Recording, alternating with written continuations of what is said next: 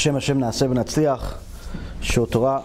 We're back here in Aventura, Florida, doing our Sunday night shiur on the Jewish ideology, the Jewish HaShkafa.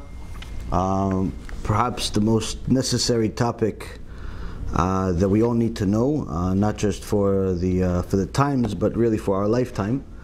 As every day we see more and more people confused with what they're supposed to think about certain things, how they're supposed to react to certain things, deal with certain things, and many times it's baffling to see how basic things confuse people, but many times it's simply because they have never truly learned what Jewish HaShkafa really is, and the right mindset.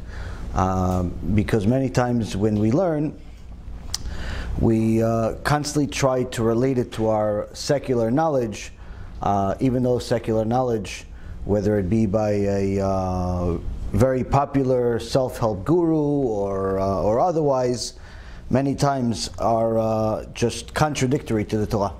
So tonight, BeEzrat HaShem, we'll continue with the series based on the Chazon Ish, Emunah B'Bitachon Sefer. Tonight's shiur will be for a refuah shlema for Rabbanit Sarah bat Anat, Rav Ephraim ben Shulamit, Rabbanit Levana bat Sarah, Orit bat Ilana, David ben Esriya, Doris ben Jorah, Yitro ben Avraham, Talia bat Sarah, Serach bat Batya bat Sarah, Michal bat Yael,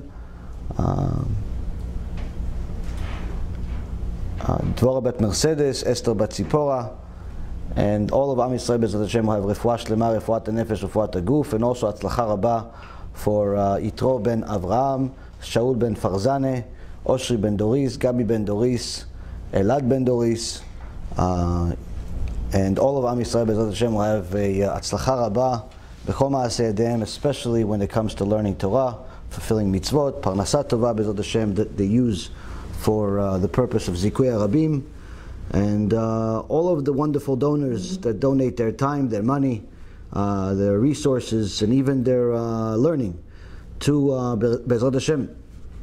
It's amazing to constantly reach new people, new grounds, new corners in the world. Every single day there's new people telling me that they've been influenced by the shiurim. Some start with the movie that Baruch Hashem has gone to many, many eyes. We've crossed already well over 1 million people that have seen this movie, or at least clicked. I don't know how many watched the whole thing or not. I know a lot of them did, because the vast majority of them email us right after they watch it, some people even during. So for anyone that wants a great KIRUV tool, people always ask me, what do I do about such and such? He's off the derech. What do I do about such and such? He's never been on a derech, but we want him to be, or we want her to be. What do I do about this guy that's intermarried? What do I do about that girl that's, wants to marry a non-Jew? What do I do about, bottom line is, for all of them is the same exact answer. Show them the movie. That's the answer for everybody. And the reason why is because I've said many times, in order for them to listen to me, they first have to agree that I am a vessel for them to receive emet from. You can be the best speaker in the world, but it doesn't necessarily mean that everybody's going to like you or agree with the way that you communicate. You could be the worst speaker in the world, and it doesn't necessarily mean that you're not going to have any customers. Everybody's got a customer. So the first and foremost is for them to listen to me, and the best thing is to get to know me. How do you get to know me? Watch the movie. You watch the movie, you're going to get to know a little bit about my life, and at that point also learn a few things that you could apply to your life, and most importantly, determine whether I'm the vessel that you want to hear more from, more wisdom from. If that's the case, then obviously you'll continue watching the rest of the shiurim.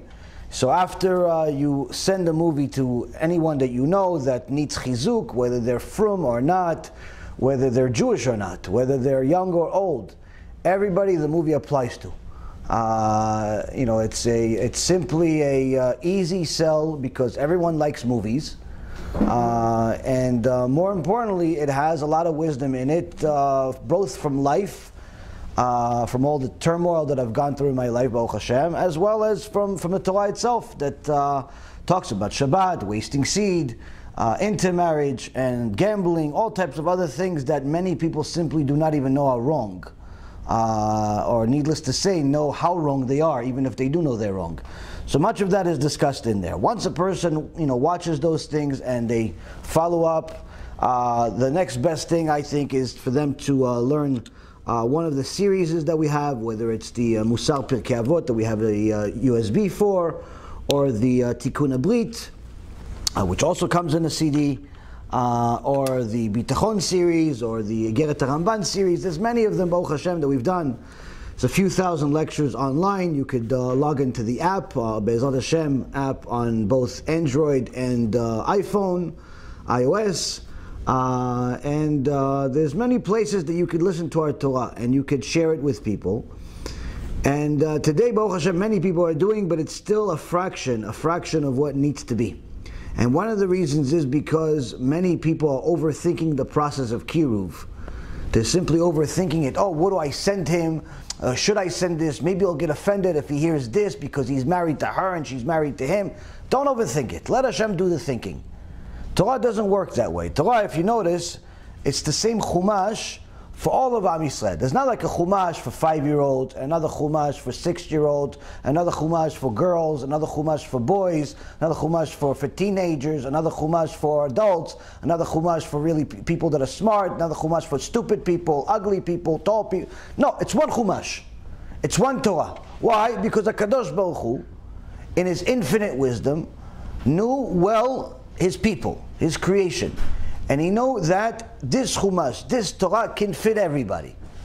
And the way that He created our neshama is that our neshama is able to perceive what it needs to perceive from the Torah. Meaning that you and 5 other people could all learn the same exact parasha, and all 6 of you will have a completely different understanding of certain points. Why? Because HaKadosh Baruch Hu is catering the Torah to you. It's the same exact words, but certain things will touch you and it won't touch them. Certain things will be clear to you and won't be clear to them, or vice versa. Same concept with the shiurim that are full of emet, that are trying to help people do tshuva. You don't have to overthink KIRUV. You just simply send. You just have to be like one of these people that is not a sniper. Don't think about a sniper when you do KIRUV. Think about more like the guy that's with the machine gun. He just shoots as long as there's bullets. That's KIRUV. Just shoot. Just keep going. Send the CDs everywhere. Send the shiurim everywhere. Think of it as holy spam. That's really the way you got to look at it. Just send everywhere. Don't overthink it. Should I send? Should I not send? It's just too hard. This is too little. This is too that. Forget about that stuff. Just send. And if people simply listen to that simple advice, you'd see that your own results in helping people do tshuva will be dramatically better. Dramatically better because you're not overthinking it. And also, your life will be much less stressful. Many times people have a lot of stress because they overthink about what they should send and how they are and who is this and how do I explain this. You don't need to explain anything. You just need to send. And if they ask you questions like, oh, the rabbi's phone number or email on WhatsApp and so on is on the bottom. There you go. Contact them. I'm not a rabbi. I'm not a rabbinit. I'm just a messenger to send shiurim. That's it. If a person just simply humbled themselves to just be the messenger, I promise you your results will be dramatic. They'll be extraordinary and they'll be very successful. But the problem is that many times ego ruins everything. Ego ruins everything because many times people, they don't want to really just help people. Like they look at it as just helping them. Just getting this guy out of Gehenom. Like just getting him into Gan Eden. It's not enough that they're just getting them out of Gehenom and going into Gan Eden. It's not enough. They also want to be right. They also want to get the credit here to know, hey, I'm the guy that made him do tshuva. I'm the guy that gave him, gave the CD. I'm the girl that got it with the shidduch with this guy and he's about tshuva. When you do that, no KIRUV works. Once there's a little bit of self-interest in it, it's not going to work. And even if it looks like it's working, it won't last. It won't last. You see many times, you'll say, yeah, I did tshuva by this such and such rabbi. And you're like, really, that guy? He helped you do tshuva? He doesn't even know Torah himself. Oh, okay, Chazak Baruch. Chazak Baruch. Baruch Hashem. You don't care, but you just think to yourself, like, how did he make you do tshuva? Yes, do tshuva. He does do tshuva. He's hugging women on screen. Okay, Chazak Baruch. You tell the person, Chazak Baruch. But as you would have it, you talk to them a little further and you realize these people don't even know basic halachot of how to keep Shabbat, Tarat Mishpacha, Kashrut, so on and so forth. They don't know anything. So they haven't even done tshuva, but they don't know it because they think they're doing tshuva because they put a kippah on sometimes. Or she thinks she's doing tshuva because she bought a long dress. She forgot she has to also have a long sleeves too. And that's the thing. Anytime there is ego in it, it doesn't work. Or sometimes they go off the derech. Point being is, you have to, when you do kiruv, it has to be for Shem Shamayim 100%.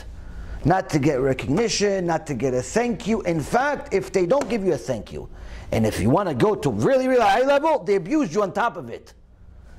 Then you got something. Then you got something. Then you got something. Then you're going to get schar maleh. Schar maleh. I'm going to give you a little example, Baruch Hashem, this is just for the sake of learning. I know last week I got schar maleh. Schar maleh is like full reward.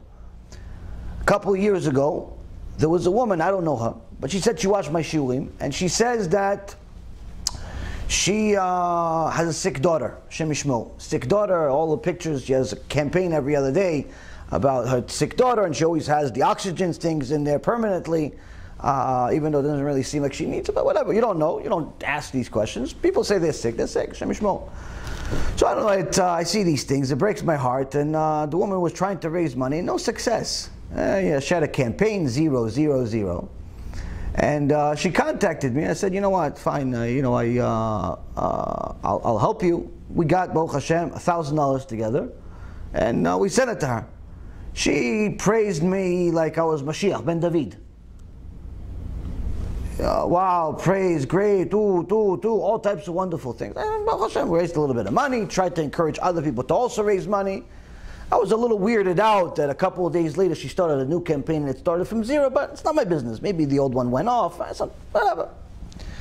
Anyway, I didn't really follow up with who, what, when, and how. But I knew that she constantly is raising money to raise for a sick kid. And good. A couple of years have passed, 2, 3 years, whatever it's been. And as you guys know, last week the little fiasco that started with the people writing articles about us and trying to get famous with their insults and their extensive vocabulary about how many ways you can insult one single person. So anyway, you see the beauty is the best part of the article is the comments. The comments, people say, yeah, I love him, I hate him, I hate him, I love him, do all types of things. And then one comment stood out for me the most. What? One person said, yeah, I think the only reason he does it is for the money. I think the only reason why he does this stuff is for the money. Now, obviously all of you that have been with me for several years know that none of you are getting charged a penny for any of this stuff.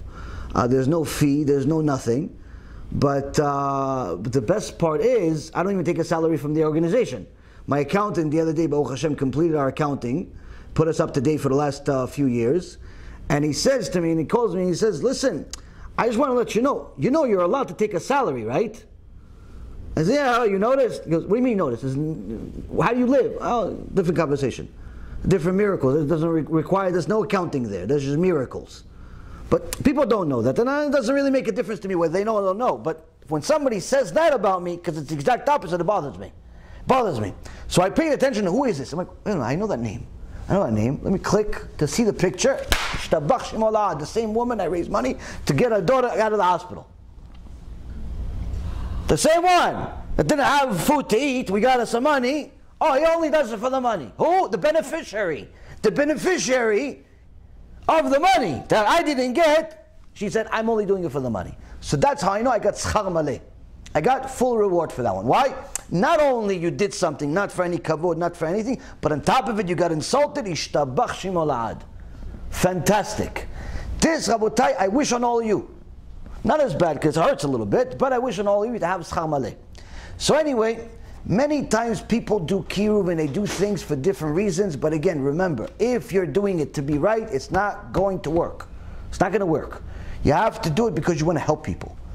Now, when it comes to the confusion in the world today, many times it's simply because, like we said, people do not know how they're supposed to think. They're constantly comparing things to the secular knowledge that they learned from television, from movies, from things of that nature. And what the Chazon Ish is doing for us is that he is slowly but surely, week after week, teaching us how to think.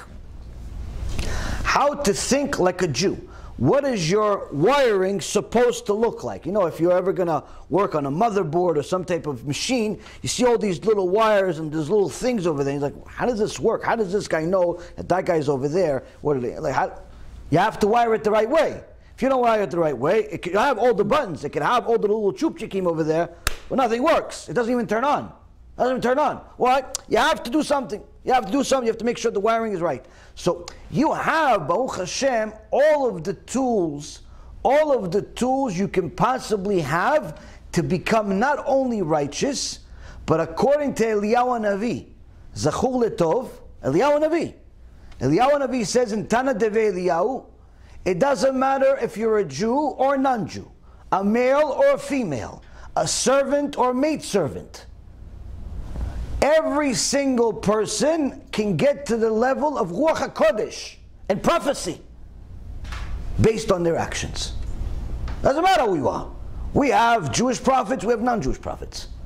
Jewish prophets like Moshe Rabbeinu, non-Jewish prophets like Job.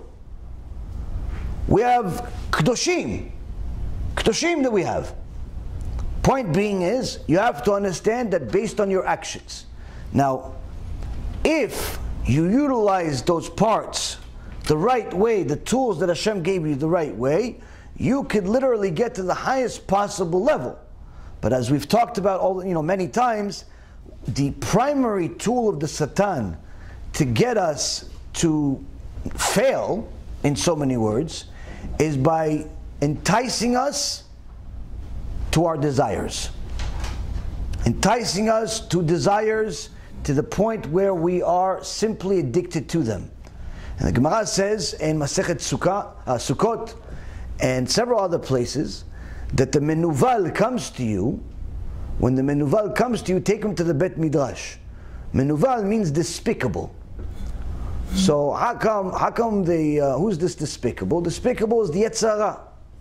When the Yetzer Hara comes to you, the menuval, take him to the Bet Midrash, meaning go learn Torah. So Chamim ask, how come you're calling the Yetzer Hara despicable? It's not nice. Say Yetzer Hara, say Satan, say Malach HaMavet, it's his names. Why you call him despicable? He's just doing his job. He's not despicable because he's doing his job. He's despicable because his whole agenda is to make you look despicable. His whole agenda is to make you look despicable. Just look at the people that fall for the Yetzer Hara. What do? They become alcoholics. They become degenerate gamblers. They become drug addicts. They become adulterers. They become rapers. They become pedophiles. What are these people? Disgusting, despicable people. That's what it is. Despicable people. Look at how a person that's completely drunk mess in the middle of the street. You're going to say, oh yeah, I want him to marry my daughter. No, it's disgusting what's going on. He may be a very nice person without being a drunk mess, but right now he looks disgusting and despicable. BeEzrat Hashem, he gets out of it. You try to help him in one way or another if you can. But based on what's going on, the way he looks under these conditions, despicable. Drug addicts, you ever see drug addicts? Hashem Yishmor v'Yatzil. What they do just to get some drugs. Unfortunately, when I was on Wall Street and even today, I had many people in my life that I would try to help because of their drug addictions and so on. And you see them, you see how they literally destroy their lives and anyone around them without any consideration whatsoever because of their desire and addiction to their desire that has turned them into a despicable human being. I knew a person that literally sold everything in his house and his mother's house. If he could have sold the house, he would have sold the house too. All types of horrible things that they do. Why? Addiction. Same thing with gamblers. Gamblers are not very different than drug addicts. When someone is addicted to gambling, it's not different.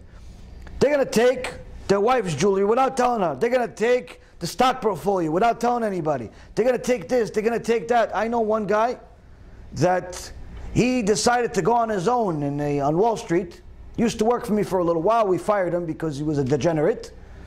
And Baruch Hashem we did. Why? Because it was only a matter of time before his degeneracy would have affected actual clients. He never actually had clients by us.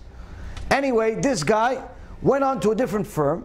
And I kept hearing, oh, this guy, he's succeeding, he's doing great. Wow, you missed out. This guy's a hero over here. I said, okay, he's a hero over there. Baruch Hashem, he wasn't a hero by me.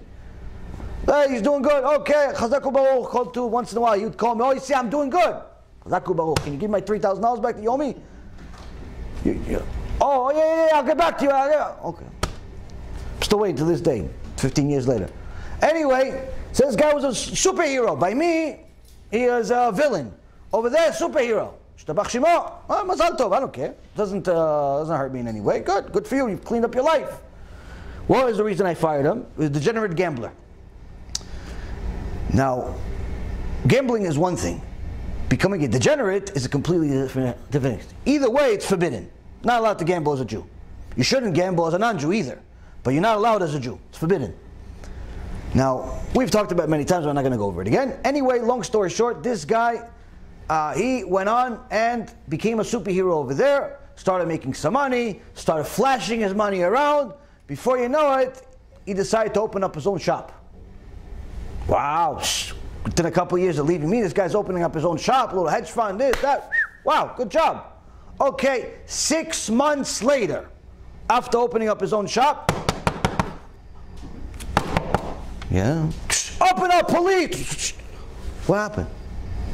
Ponzi scheme. Ponzi scheme. 6 months. Usually this stuff takes 6 years. Apparently somebody snitched or something. What happened? He took all of the investors' money and went to the casinos with it.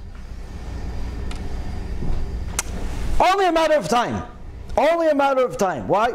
Because the degeneracy was never solved. It's just that now he had money to gamble. But what happens with gambling? Eventually you lose and you don't have any ethics. You don't have any mindset of hurting other people or anything else. No, I'm just going to take 50,000. Just 50,000, I'll give it back after I win. I'm going to give back 75,000. You know, I'm doing him a favor after all. I'm going to win this one because I know I'm going to win this one. And you go and you lose the 50,000. Okay, you know what? 50,000, I'm going to double it. This time I'm going to take 100 because this one I'm going to win 100. I'm going to give them the whole thing back. I'm going to give them. And 100, 150, 200, 300. Ooh, before you know it, finished. A few $1 million, gone to tubes. He's in jail right now. Wife, kid, sitting at home, miskena. He was just newly married at the time.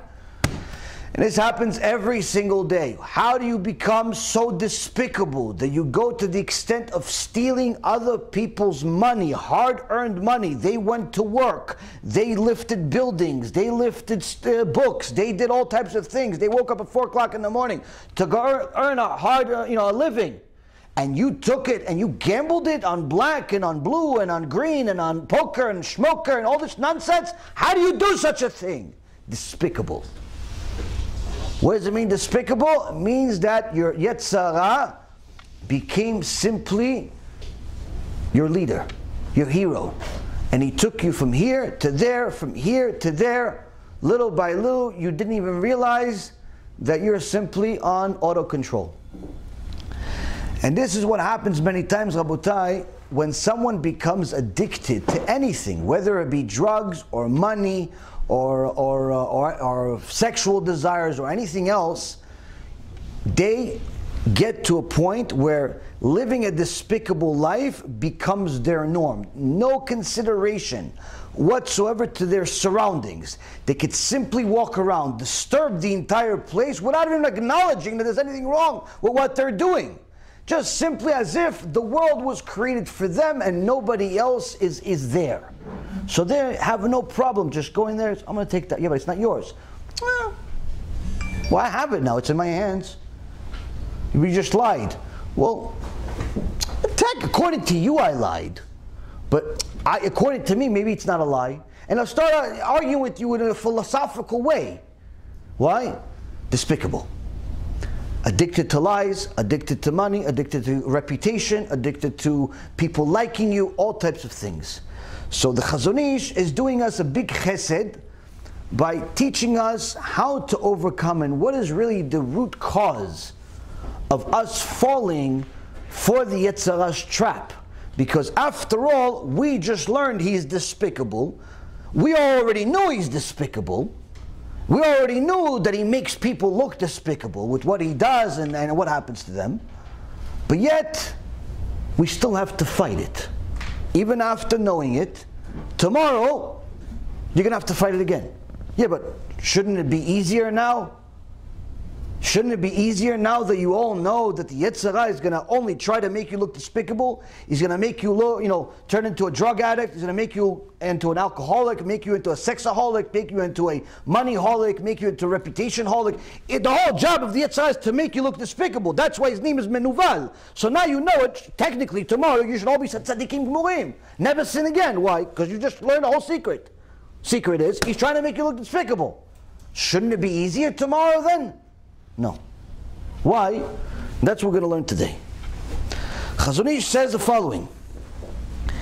עניין הדמיון הוא כוח נאצל מן השכל, והוא שטחי בלתי עיוני, וטבעו לשכנע את האדם ולאסור את ליבו שלא יחשוב נגד דמיונו, ולעומת השכל הוא תמיד איש ריבו של הדמיון. והאדם מכיר בשכלו כי הדמיון לאו בר סמכה הוא. אבל לעתים ינצח את הדמיון בהיותו תוקף על האדם ביותר. Translation: the imagination, i.e. non-logical thoughts, is a power that stems from the intellect. Everybody here has an imagination. Everybody here has a imagination that they take advantage of, whether they realize it or not. Some people make a whole living out of their imagination. Some people utilize it for their profession. Some people utilize it for all types of other things. So he's saying here this imagination is a non-logical thought, and the power of it comes from intellect. But it's the superficial and uncritical part of the intellect. It's not the part of your intellect that you delve into and you think deeply and so on. No, no. The imagination is part of your intellect that is superficial. It's, in so many words, on the surface, off the cuff. It's not critical. Its nature is to convince man and to fetter his heart so that he will not think anything contradictory to it.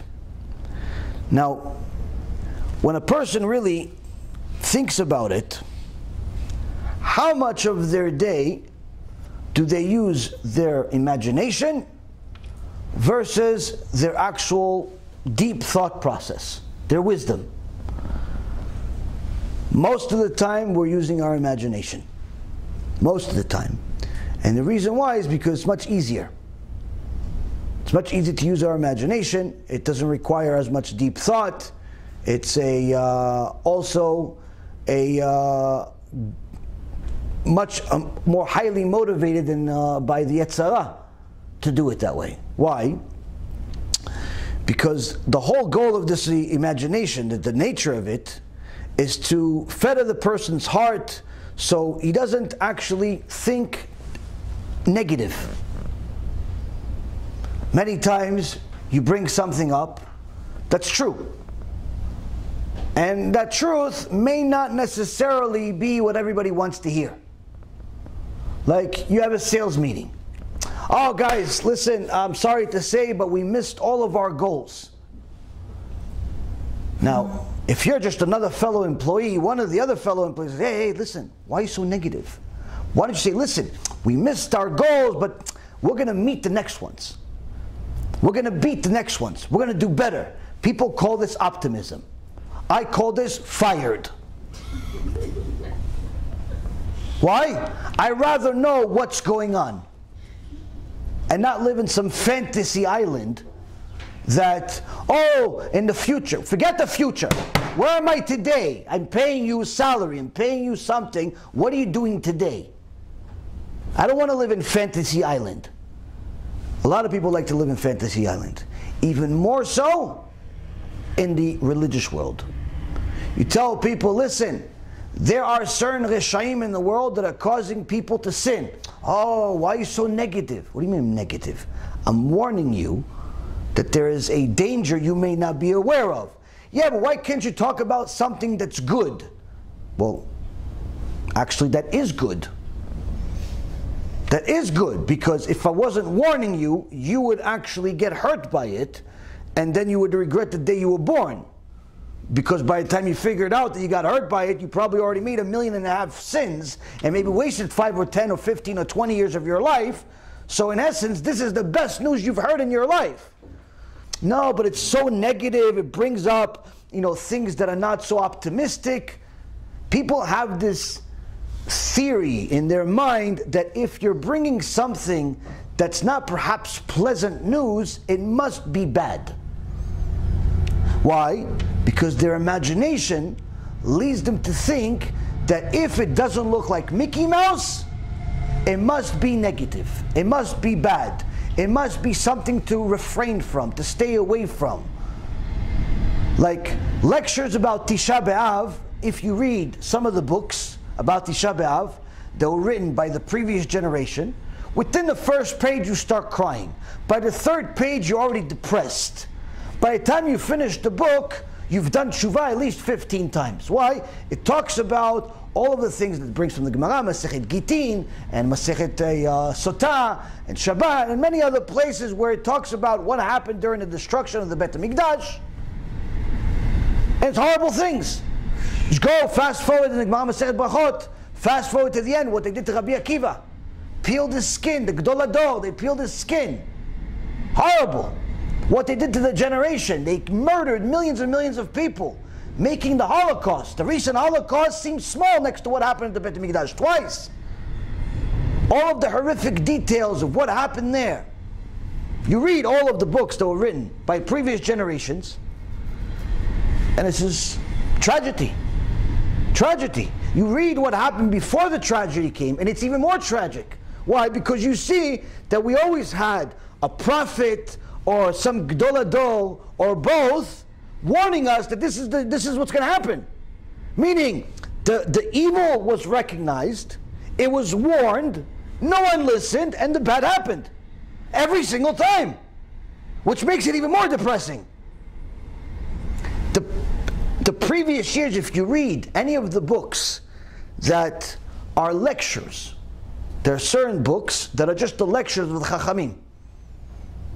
And you read what their lectures were, and you just simply start crying, because you see that they're giving details of what happened during that time on Tisha B'Av, and how horrific it is, and destruction, and this and that. Now, I'm going to give you guys a little test. Now, BeEzrat HaShem, we're going to have our own shurim on Tisha B'Av. All three are going to be here, BeEzrat HaShem. One is going to be after the Kinot on Wednesday night. The Kinot, we're going to have Mincha Arvit over here at, I believe, 7:30. Then it's going to be the Kinot. We're going to cry for a couple of hours, BeEzrat HaShem. Finish it around 10:30. And then we're going to have a shiur for an hour or 2 hours, depending on how much strength I have, BeEzrat HaShem. And that's going to be Wednesday night. Then Thursday, we'll have, BeEzrat HaShem, 2 shurim. One in the afternoon and one late in the afternoon. So maybe one around like 2. And then the second one, probably around right before Mincha, so around maybe like 5 or something like that. I'll give you the times tomorrow. Anyway, those shurim are not going to be all fun and games. Just like the previous years, we're going to talk about bad stuff that happened. How do we make sure it doesn't happen again? Things that you perhaps are aware of, and many things you're not aware of. But the point being is that the whole point of the day is to mourn the loss that we had twice, 2,000 and 2,500 years ago. That's the whole point of the day, is to mourn over it. Hashem's house is no longer with us. So this is what we're mourning. The whole Tisha B'Av, that's what it's for. Today, though, you'll notice speeches today are not like that. Many, and I would dare to say the overwhelming majority of the English-speaking speeches that you will hear, if you're not listening to us on Wednesday and Thursday, are going to be more like inspirational and more like the rest of the year. In fact, maybe even more motivational than the rest of the year. Not a single person is going to cry. Not a single person is going to really mourn. Maybe they're going to mention to you Lashon Hara 50 billion times. Like a single person ever did Lashon Hara by hearing about it from a lecture. And that's it. Rest of it, they're going to motivate you about how you should be fired up to do something, whatever it is that they're supposed to fire you up about. Why? Why are we mourning? Why are we crying? I remember I did a lecture one time in New York, where Baruch Hashem, 700, 800 people show up on Tisha B'Av a few years ago.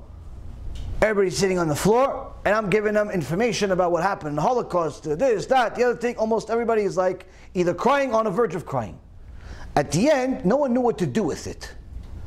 The people, Baruch Hashem, many of them became big students, fans, whatever you want to call it, until this day. But the people that were organizing it weren't so happy about the situation. Why? They didn't like to be depressed. They want you to be more cheerful. So they never invited us again. The next year they had some self-help guru cheer up the people on Tisha B'Av. It's the craziest thing in the world.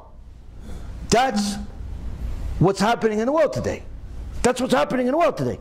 People do not want to hear anything negative. They want to say negative stuff if it's their opinion that they don't like Donald Trump, or they don't like the economy, or they don't like the democracy, or they don't like whatever it is that they don't like. They have no problem dishing it out. But as far as hearing about it from somewhere else that's contradictory to their reality, to their likings, why are you being so negative? Why being so negative? Because people assume that anything that is not uplifting Mickey Mouse is bad. This is a product of illogical thought, a product of imagination.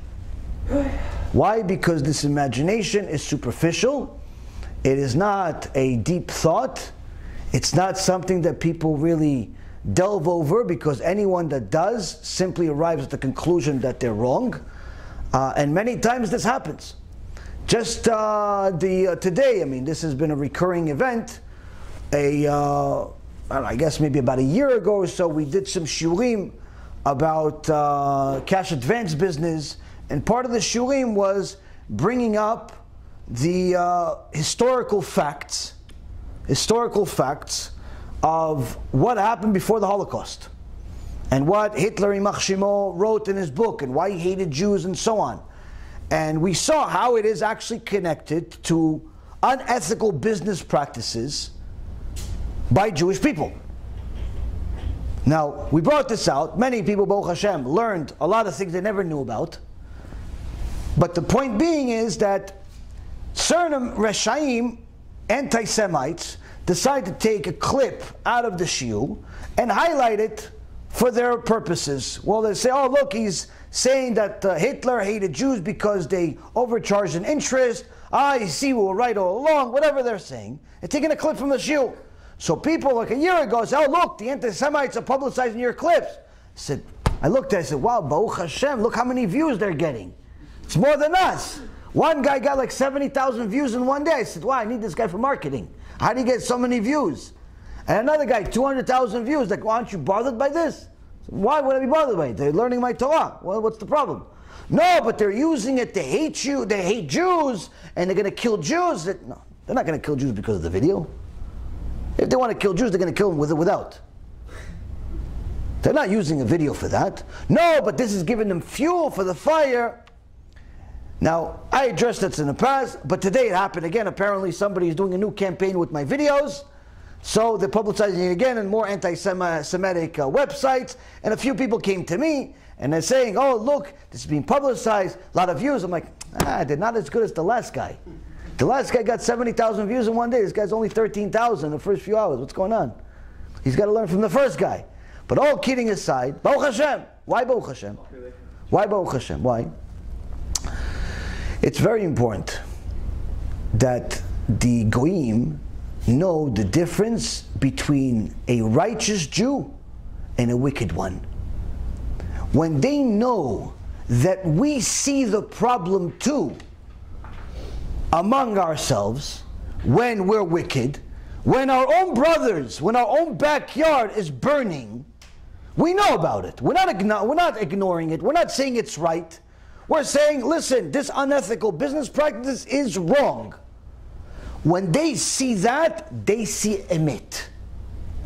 It's like, wow, look, he acknowledges the problem too. We're not crazy, like it actually exists. But more importantly than that, now I could know that there is a difference between a Jew and the person I hate. I don't hate Jews. I hate people that do bad things. It's no longer a Jew problem. It's a bad people problem, because you're going to see Jewish people do the bad stuff, but you're also going to see non-Jewish people do the bad stuff. Therefore, you're going to arrive at the emet, which is that this is not a Jewish problem. This is a people problem. He's talking about Jewish people because that's his market, that's his people. But the point is that when we bring people the emet, even if it's a unpleasant emet, even if that emet makes our own people look bad, the reality is this is a kiddush Hashem, not chilul Hashem. Why? You have to let people know, we know what's right and wrong, and there are certain people that do right, and there are certain people that do wrong, and we acknowledge it. It doesn't give you a right to kill us, it doesn't give you a right to kill them, it doesn't give anybody a right to simply judge all of us in one basket either. But the imaginary people, the people that like to delve on their imagination, like, no, one woman sent me a message, no, people are being killed every day because of this video. I said, well, how come CNN's not calling me? No one's calling me. What's going on here? People are getting killed over this video every day? It's the stupidest things in the world people have in their head. Why? Because they don't like it. Because it's not nice to hear that your own brother is maybe a criminal. But the reality is, that's the only way that you're going to let people know the difference between right and wrong, including your brother. The reason why your brother became such a horrible addict, such a horrible thief, such a horrible criminal, is because no one told him there's anything wrong his whole life. When he stole, no one, don't steal next time. Yeah, sure. He stole again. Oh, he stole again? Don't do it again. No one ever really criticized him. No one ever really punished him. No one ever told him he was wrong. Eventually, he steals. Yeah, he steals. Just deal with it. Yeah, he steals. He's a thief. He's a this. He's a that. People just come to terms with the fact that their brother and sister is a rasha, and no one says anything. And guess what? That's how you destroy the world. That's how you destroy the world. That's exactly what the Torah is here for, to fix. Hashem tells us constantly that we have to fix ourselves. Sefer Dvarim. Sefer Dvarim, we started just last week. Moshe Rabbeinu says, Ele advarim asher diber Moshe el kol Yisrael. Moshe Rabbeinu spoke these words to Am Yisrael. Rashi says, what did he speak? Words of rebuke. Telling Am Yisrael, you're not going to have me to rely on for the rest of your life. I'm leaving soon. I'm not going to be able to fight for you anymore. I'm not going to be able to put my life on the line for you anymore. Next time you do something and Hashem wants to destroy you, I'm not going to be here to say, Hashem, destroy me or them, because Moshe Rabbeinu was such a giant. He was equal weight, or actually higher weight, than the rest of Am Yisrael put together. Hashem wanted to destroy Am Yisrael. Moshe Rabbeinu said, no, destroy me. Hashem said, okay, I won't destroy you. Why? When you do the scale, Moshe Rabbeinu is higher. So Moshe Rabbeinu is telling Am Yisrael, I'm not going to be here forever. So you should know, you did bad. This place, that place, this place, that place. Initially, he starts in a soft approach. Just let him know, you guys remember something happened at the Yarden? You guys remember something with the manna? You guys remember what happened at the Refidim? You guys remember, like, trying to plant a seed in the beginning of the lecture. You don't start with fire right away. And people think, oh, see, it's soft rebuke. Hey, Habibi, read the rest of the parasha. Read the rest of Sefer Dvarim. Read Parashat Kitavo. When he tells Am Yisrael, if you don't do tshuva, Hashem is going to put you in a situation where you're going to starve to death to the point where you're going to eat your own kids. That's not a soft rebuke. There's nothing soft about it. To try to minimize Moshe Rabbeinu's rebuke is wrong. Because the Gemara specifically says in Masechet Megillah, HaKadosh Baruch Hu himself cried when Moshe Rabbeinu left this world. He himself took him from the world. He said, who's going to rebuke Am Yisrael like Moshe Rabbeinu? So sometimes the rebuke is soft, sometimes it's strong. The point being is, Rabotai, is that we do not cater the rebuke to the people to make them feel good. We rebuke the people based on, we cater it based on what's going to work. Now when it comes to major desires like sexuality, money, and things of that nature, the only rebuke that works, generally speaking from my experience, and many of the Chachamim much greater than I, their experience from the books that I've read and the things that I've learned, only rebuke that works is strong rebuke. Soft rebuke doesn't work. Giving them a nice story doesn't work. Why? It's a very strong desire. It's a very strong desire. Gemara Masechet Sanhedrin says, Am Yisrael only sinned with idol worship because they wanted to go and be intimate with the Goyot. Meaning, they knew that as soon as they show the rabbis of that day that they're idol worshippers, the rabbi is not going to come back, so therefore they could feel free to continue doing what they really want to do, which is to be immoral with the non-Jewish women. That's how strong the desire for sexuality is. They're willing to worship idols for the sake of doing immorality. So, if a person doesn't understand that that desire is strong, and the only way to beat it is with strong rebuke, you shouldn't be in the business of rebuking anybody. You should get the job done by somebody else. But the problem happens is that when people live in fairy tale land, and they think that no, this is too strong, this is going to be used by the enemy, this is going to be used this way, that way. Listen, the Torah is there for everyone to consume. Everyone is going to be able to use it either for some chaim or some mavit, the drug of life or drug of death. If he was meritorious and he wanted to use the Torah for the right reason, the Torah will be his potion for life. If he wants to use it for the wrong reason, it'll be potion of death. And for anyone that's worried about what are people going to say, what are the goyim going to say about these different things, we don't take that into consideration at all. We bring the Torah to the world. Because if we consider everything the politically correct world takes into account, you'd have to cancel the Torah, chas v'shalom. Why? More than half of the Torah rebukes Am Yisrael. Every single prophet, what does he do? What do you tell people? What do you guys want to do this weekend? Barbecue with Jeremiah? Yeshaya is coming and Zechariah is coming. We're all coming from Back to the Future and everything. We're going to have barbecue. What do you like? Wings? Okay, wings. Spicy or not spicy? What do the prophets talk about? What do the prophets talk about? Every single one of them rebuked Am Yisrael. Every single one of them. What kind of rebuke? Reshaim, bad, intermarriage, Chilul Shabbat, stealing, idol worship, non-stop. That's what we get rebuked for. Just read the prophets, read Moshe Rabbeinu, read everything. The entire Torah is full of it. Every single parasha, somebody dies. Or there's a threat of killing somebody. What do you think? It's just because HaShem was trying to make it exciting? No, that's what happened. These are things that happen. He constantly warned us about these different things. If we do not utilize that tool of scaring people to tshuva, scaring people from the things that are wrong, then what's going to happen is they'll do wrong. If you're just going to tiptoe around everything and be scared to tell people the consequence of their actions, they're simply going to do wrong because it's worth it for them. Their desire is stronger than the lack of consequences that you're talking about. So it's very, very important to let people know about consequences. Now what happens with people that utilize the Torah to the wrong way? There's a Mishnah where Rabbi Yochanan teaches an halacha. I've taught you this one once before, where he says that there are certain tools that are pure and there are certain tools that are impure. And certain things that are impure, you can make them pure.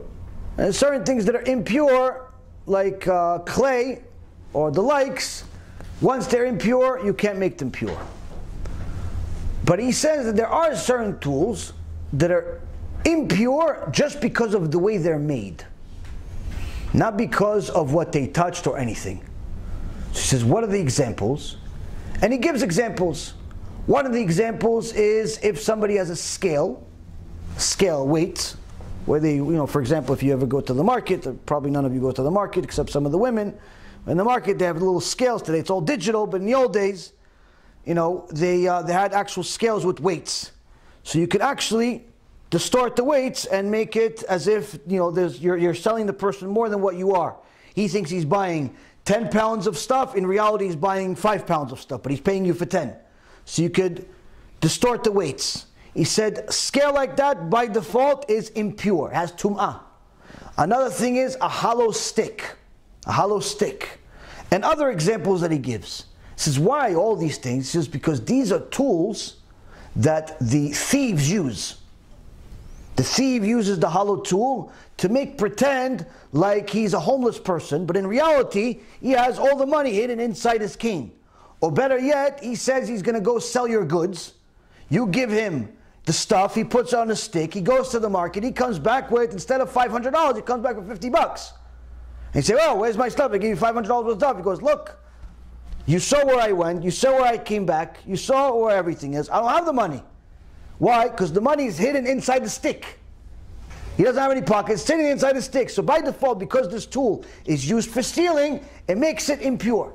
So then the Chachamim say, yeah, but Rabbi, you're now giving the secrets of how to steal to all the thieves that are going to read this Mishnah. They're going to learn how to steal with hollow sticks, with illegal weights, and so on and so forth. You're giving them a blue book of how to steal everything. You're giving them a blueprint of how to steal, how to become a professional thief in 15 different businesses. How to the Ponzi scheme, how to this, how to that. Rabbi, what are you doing? Rabbi Yochanan says, Oilim Omar, Oilim Lo Omar. Woe to me if I say it, woe to me if I don't say it. Woe to me if I say it, and the thieves go and learn how to steal from the things that I say. They never knew that you can make a hole in the stick and that's how you steal from the guy that's giving you goods. They never knew how to steal in the weights and that's how you put the weights. They never knew how to do all these different things. And now they read my Mishnah and they're going to learn how to steal. Oi to me! But woe to me even more if those same Reshaim, if those same anti-Semites, if those same thieves, if those same wicked people think that the Torah doesn't know their tricks, that the Torah doesn't know the emet, and that is much, much worse, and therefore we do not take the wicked people's actions into consideration. We publicize the Torah, and if they want to use it to bring damage to themselves, let them use it. As long as we're teaching Torah, we do not take any consideration whatsoever of how wicked people use it. None. Why? This is Torah and I need to learn it. So when we teach Torah, whether it be about illegal businesses, unethical businesses, illegal practices and different things, this is Torah, Rabotai. And in today's world, more than any other time that I know in my own little life, people simply do not know the difference between right and wrong. Like the things that I learned as a secular kid, people don't know, adults don't know. They don't know. We live in a society where it's admirable to be a drug dealer. It's admirable to be a thief. It's admirable to be arrogant. It's all of the horrible character traits are admired by society. The things that we viewed as filthy are now flaunted in the streets. When I was a kid in Israel, if somebody was a homosexual, you simply ran away from them. Today they have marches. They have entire TV shows about them and posters and celebrating them on all types of pages. Everyone wants to show their support for the sexual preference of people that don't know how to control their desires. How? By putting a rainbow flag on their profile. I want to show support for sickly people. How come you don't show support for people that have mental illnesses that are not just homosexuality? How come you don't show support to, like, I don't know, homeless people that actually maybe do need support? How come you don't show support to people that are, I don't know, maybe the victims of many homosexuals, which is the pedophilia? How come you don't show support? How come you don't have a flag for them? How come you don't show support to people that are terrorized in their town, in their community, in their country? How come you don't have support for them? How come you don't have support for straight people? Look at them, chazakim ubuchim, they're married 20 years. I'm going to have a flag for them. How come nobody has the flag for the 20-year guy? How come nobody has a flag? I'm married almost 20 years. I need a flag. You guys better get some flags. You guys gotta get some flags. I deserve almost 20 years. I'm going to ask my wife. I want a flag. For heaven's sake, I want a flag. How come there's no flags for 20 years marriage? Today, that's like an anomaly. It's like you have an easier time launching a rocket to space twice than succeeding in marriage for 20 years happily. How come there's no flags for that? No, we're going to make flags for a bunch of people that all day they think about sex with the same gender. That's what I'm going to have a flag for. Like, the mentality of society today is so sick that they simply don't know the difference between right and wrong, to the point where they simply support wrong by default because they're scared of not being on that side. They're scared of looking like they're not supportive of the wrong. This is a product of lack of thinking. It's not a product of just pure evil, but rather lack of thinking. Thinking and delving over what is true and what is false, what is right, what is wrong, what makes sense, what doesn't make sense, what is just simply something that's conducive for society, what is bad for society. We've gone to a point where we admire the bad guy. We admire the villain. People cheer for the bad people. You have an entire industry of movies that people cheer for the bad guy. Whether it's the scary movies or all types of other villains, this is contrary to common sense. You, by default, are supposed to cheer for the good guy. When you were a little kid, everyone wants to be Superman, the good guy that helps people. Today, people want to be Darth Vader or something. Like, it doesn't make sense. Today, I have people telling me that they spent an exorbitant amount of time learning about people that are serial killers for enjoyment. Like, they learn about serial killers because they enjoy the topic. Like, you're supposed to cringe, but you're learning about it because you like it. That means you relate to it. That means you're suspect of possibly being it. And this is what's happening today. Why? No one has told us that we're doing wrong for a few decades already. At the very least, the last decade. And many people simply do not know the difference between right and wrong. And we don't spend any time thinking for ourselves because we use our imagination a little too much and our sechel a little too little. Now, this Chazon Ish is telling us that the imagination is always at war with the wisdom, with the intellect. Why?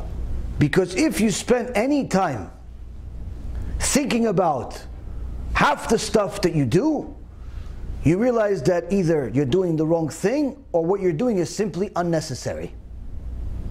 Many times we get stressed out because of other people's potential thoughts. Potential thoughts, not even real thoughts. No, I'm not going to go. Why? Because maybe I'm going to see that guy there, and he's going to see that I came, and I'm not working on his project, and he's going to be really upset because what am I doing there? He's paying me to work, and why do you assume that he's going to even think about you at all if he sees you? Oh, no, I don't want her to see me there because she saw me yesterday, and if she sees me today, that's going to be thoughts, and imagination constantly. And the best way, you go shopping. You see a pair of glasses. What do you do with glasses?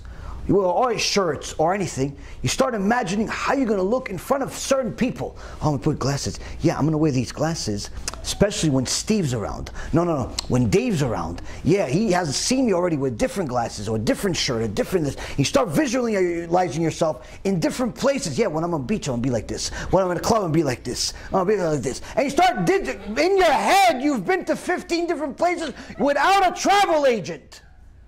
Just to buy a $5 piece of glasses. HaShem yishmor v'yatzil. You've made already 30 karet sins. You haven't bought the glasses yet.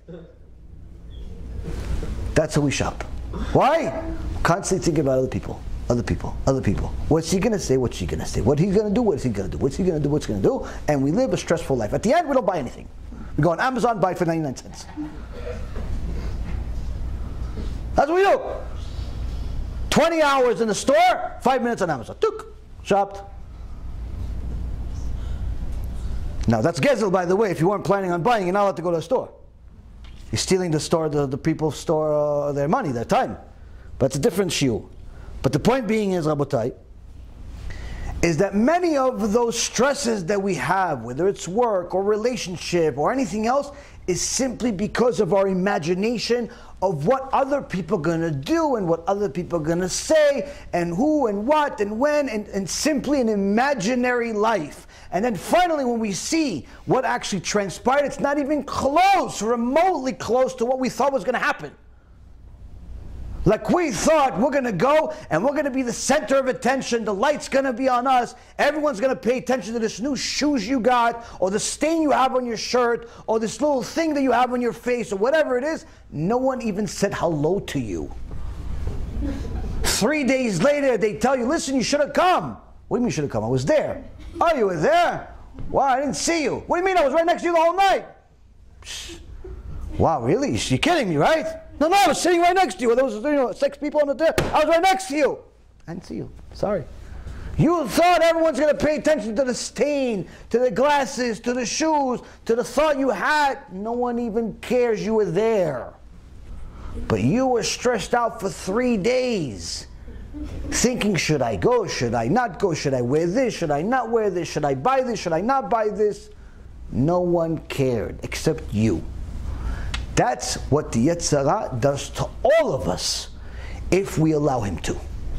He simply takes over our mind with an imagination.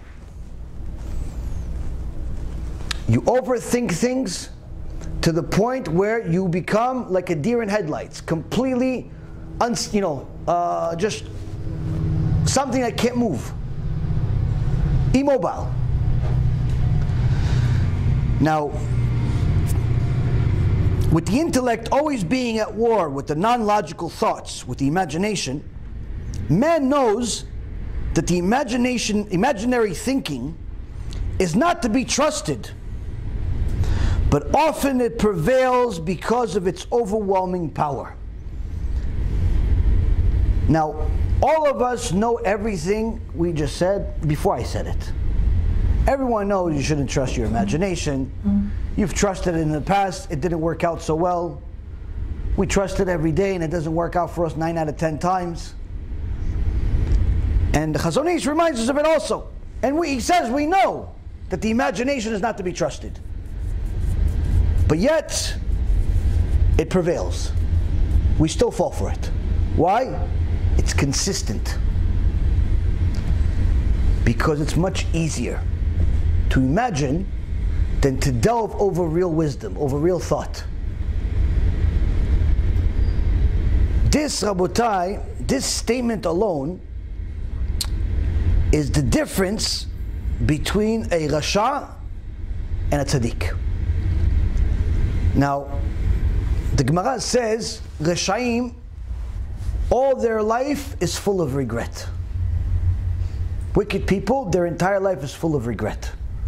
Not their death. Their death is an obvious. You don't need the Gemara to come tell you that the wicked regret how they lived. Obviously, they ain't Gehenom. You don't need the Gemara to tell you that. Gemara doesn't waste its time telling you about things that you could figure out for yourself.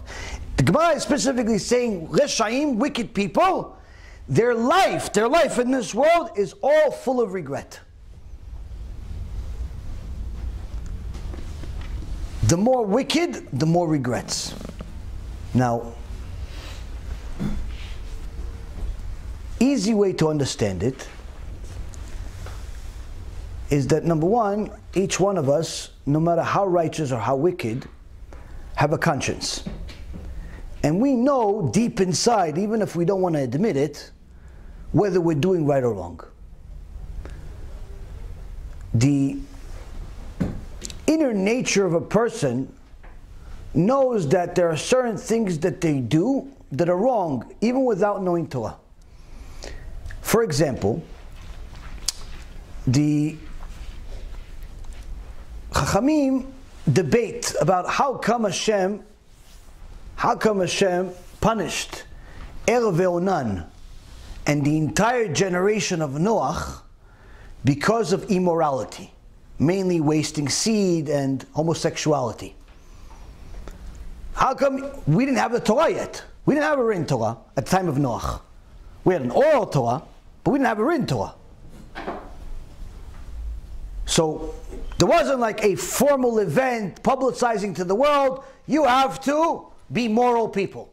You can't waste seed. Er ve'Onan. Your father's a king, Yehuda. Your grandfather's Godol. He's Yaakov. Great-grandfather is Yitzchak. Great-great-grandfather is Avraham. You guys are Kodesh Kodeshim. You can't waste seed. Oh, you waste it? I'm going to kill you. This doesn't make any sense. Why did he kill them? 2 kids. They're 8 years old. From there we learned that wasting seed is a sin for anybody, no matter what the age. But there is no book telling Er ve'Onan, hey, it's a sin to waste seed. Needless to say, the generation before them, several generations before, 10 generations before them, 12 actually, generation of Noach, the entire generation got destroyed for the same sin. But there's no book telling them, hey, listen, don't waste seed. Torah didn't come out yet as far as the written Torah, saying that you're outright not allowed to do it. So how come Hashem punished everybody such a severe sin of death? There's no recovery from that. For that sin. Arav Sternbach, Shichyeh, says because this is a sin that does not require the Torah to tell you that it's a sin. It's in you to know that it's wrong.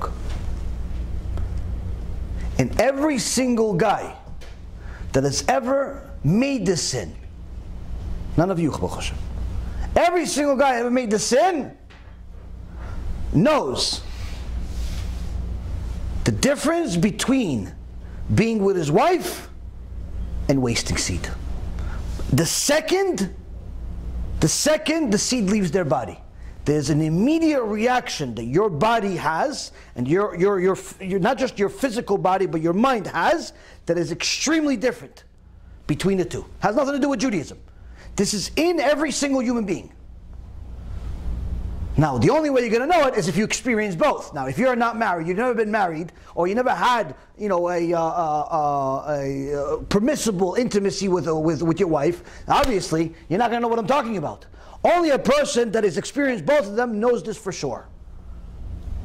Why? There is a huge difference between the two.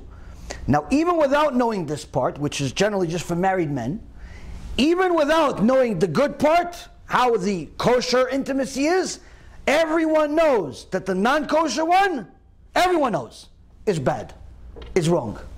Everyone knows. Anytime a man wastes seed, immediately after, they feel terrible. They don't know why, but they feel like they just did something bad, like I just wasted time, I can't believe I did this again. Why does everybody want to stop? if it's nothing's wrong with it, like the psychiatrists say? Why does everybody try to take all types of classes and all types of special activities to stop if it's so good for you? Because everyone knows it's bad. But inherently, you don't even need the doctors to tell you that it's bad because you feel it. Better yet, for people that are promiscuous, that are even worse than doing it by themselves, there's a major difference between a man being with his wife, being kosher and holy when she's pure, and being with some woman he met. What's the difference? The second he's with his wife, he feels good, he loves her, everything is good. They're finished, they had their fun, they had their joy. B'ezrat Hashem, maybe a kid's going to come out of it, but even if there isn't, it's still a mitzvah, because there's a mitzvah of ona'ah. Baruch Hashem. Feels good. When he's with a woman he's not allowed to be in, even if it's his own wife. But generally speaking, hopefully it's not his wife. It's before he did tshuva. Every single time, the second he completes the act, he hates her. He doesn't want to be there. How do we know? It's in the Torah. It's in the Torah. Now, no guy's going to admit this unless he's a very chauvinistic, horrific type of person. But generally, every guy feels it. The second he completes the act, he wants to leave. He doesn't want to be next to this person anymore. Yeah, but you were just together. You said you love you, love you, love you. Yeah, that was before. Right now, I want to get out of here. Every single guy. Why? It's in you. Your neshama is telling you, you just did something wrong. And you hate her for it. How do we know it's in the Torah? Where is it in the Torah? Book of Samuel 2. Says, chapter 13, verse 15. וישנא אמנון שנאה גדולה מאוד, כי גדולה השנאה אשר שנאה מאהבה, אשר אהבה ויאמר לה אמנון קומי, לכי. ותאמר לו, על אודות הרעה הגדולה הזאת, מאחרת אשר עשית עמי, לשלחני ולא אהבה לשמוע לה? David HaMelech's son raped his daughter because he was infatuated with her. His name was Amnon. He was infatuated with her, obsessed with her. And eventually one day, he fooled her into thinking that he's sick, and he ended up raping her.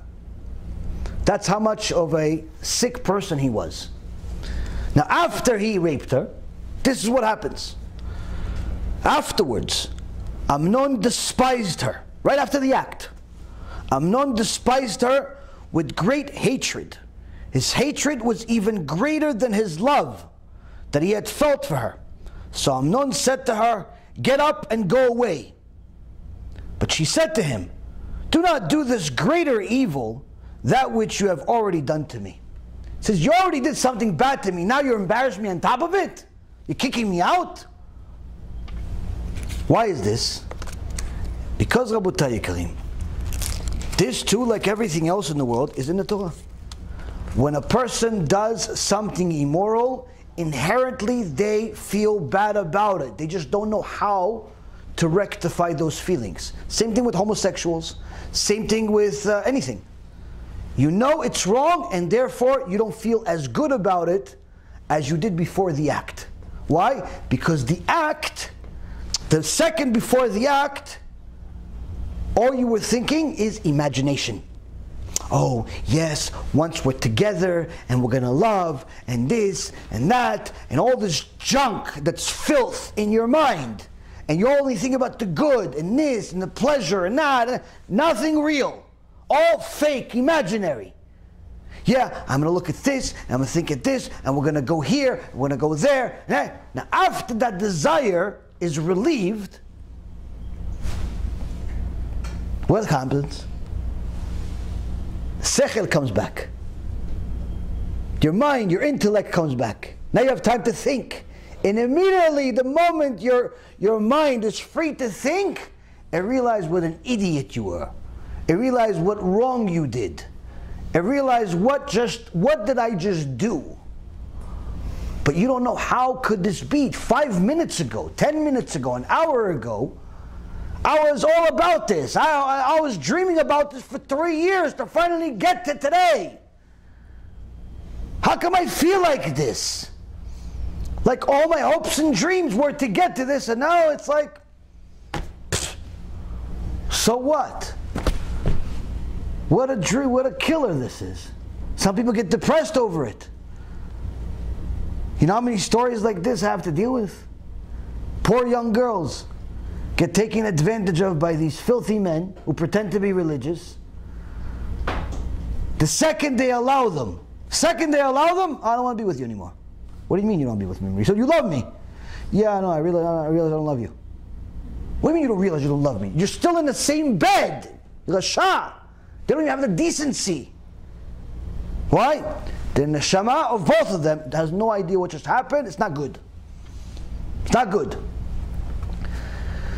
So now, the not good is already in us.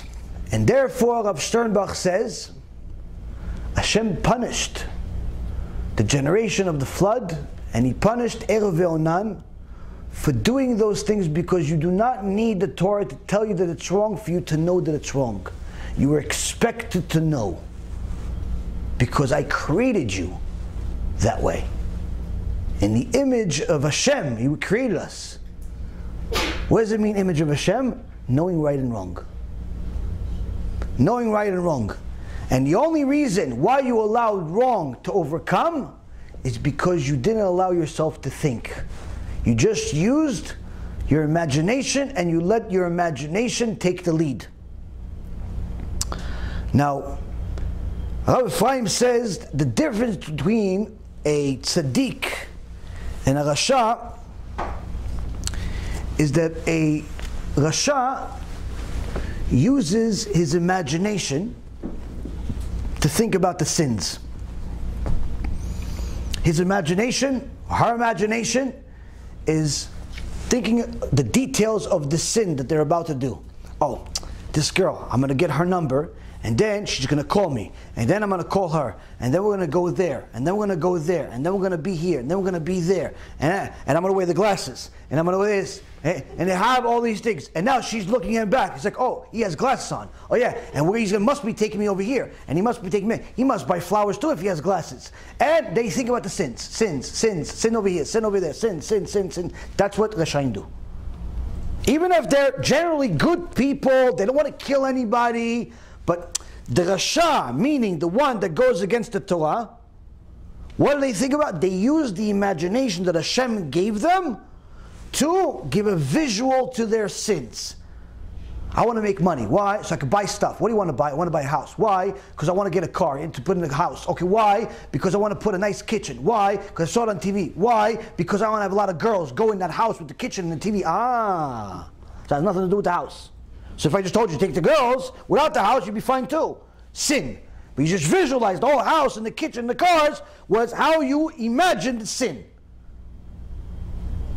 You don't need the cars. You don't need the house. You just want the sin. But you think that you need to paint it that way.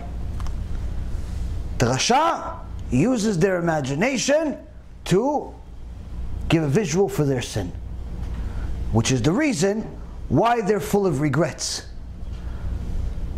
The sin never lives up to their imagination. He imagined that they're going to be going to these places and they're going to do this and do that, and generally speaking, your imagination, your reality are not the same. So their life is full of regrets. Aside from the fact that they're making mistakes, their inner conscious knows that they're making mistakes, their neshama is constantly suffering.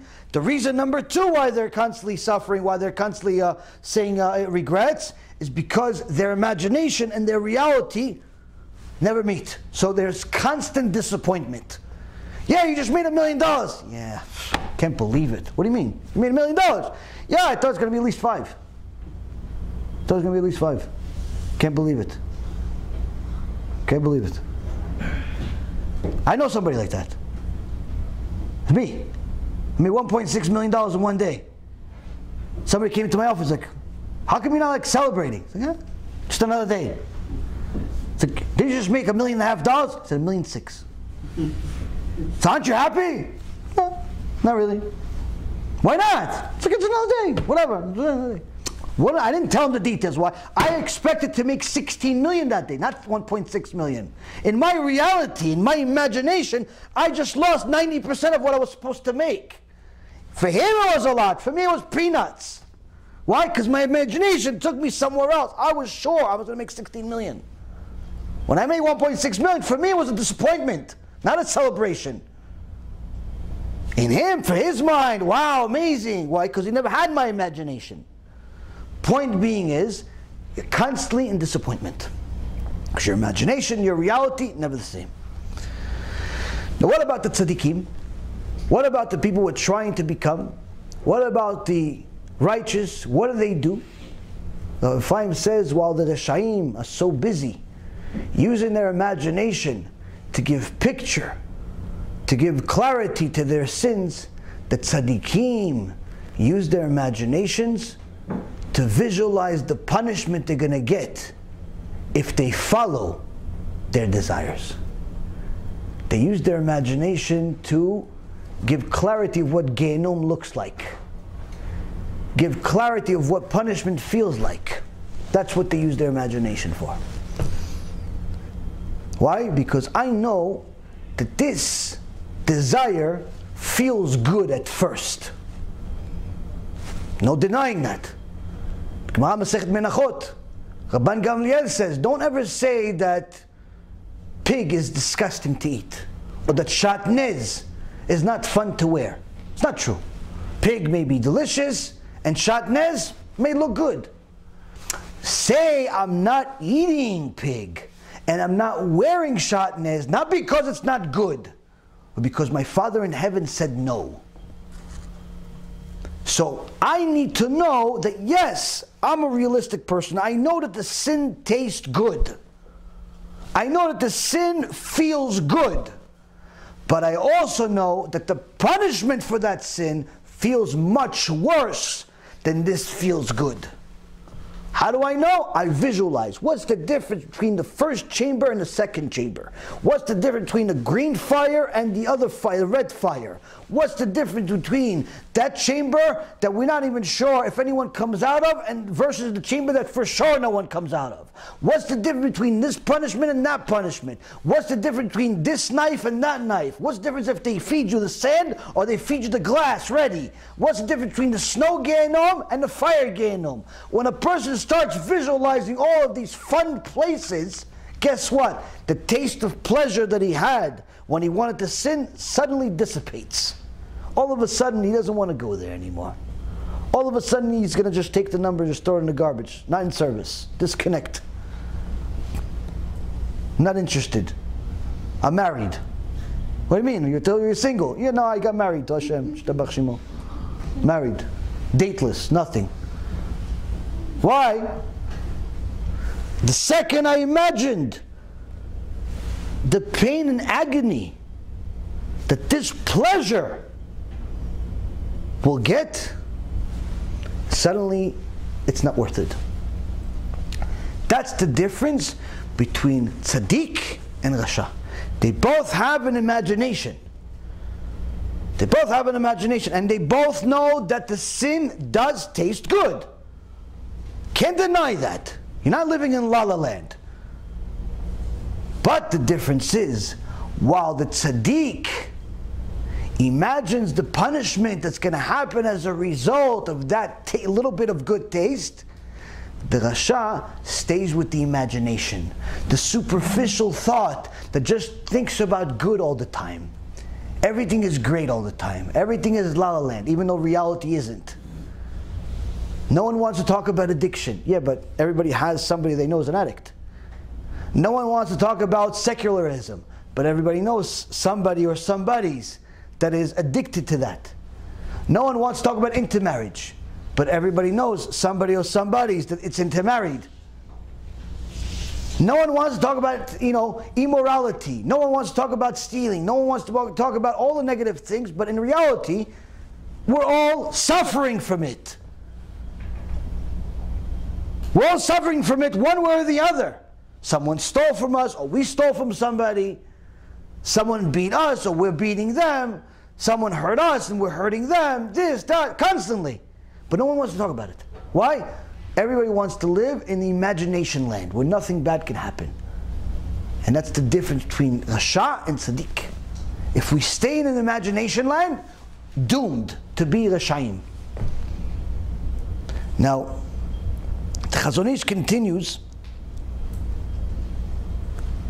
Chazon Ish continues.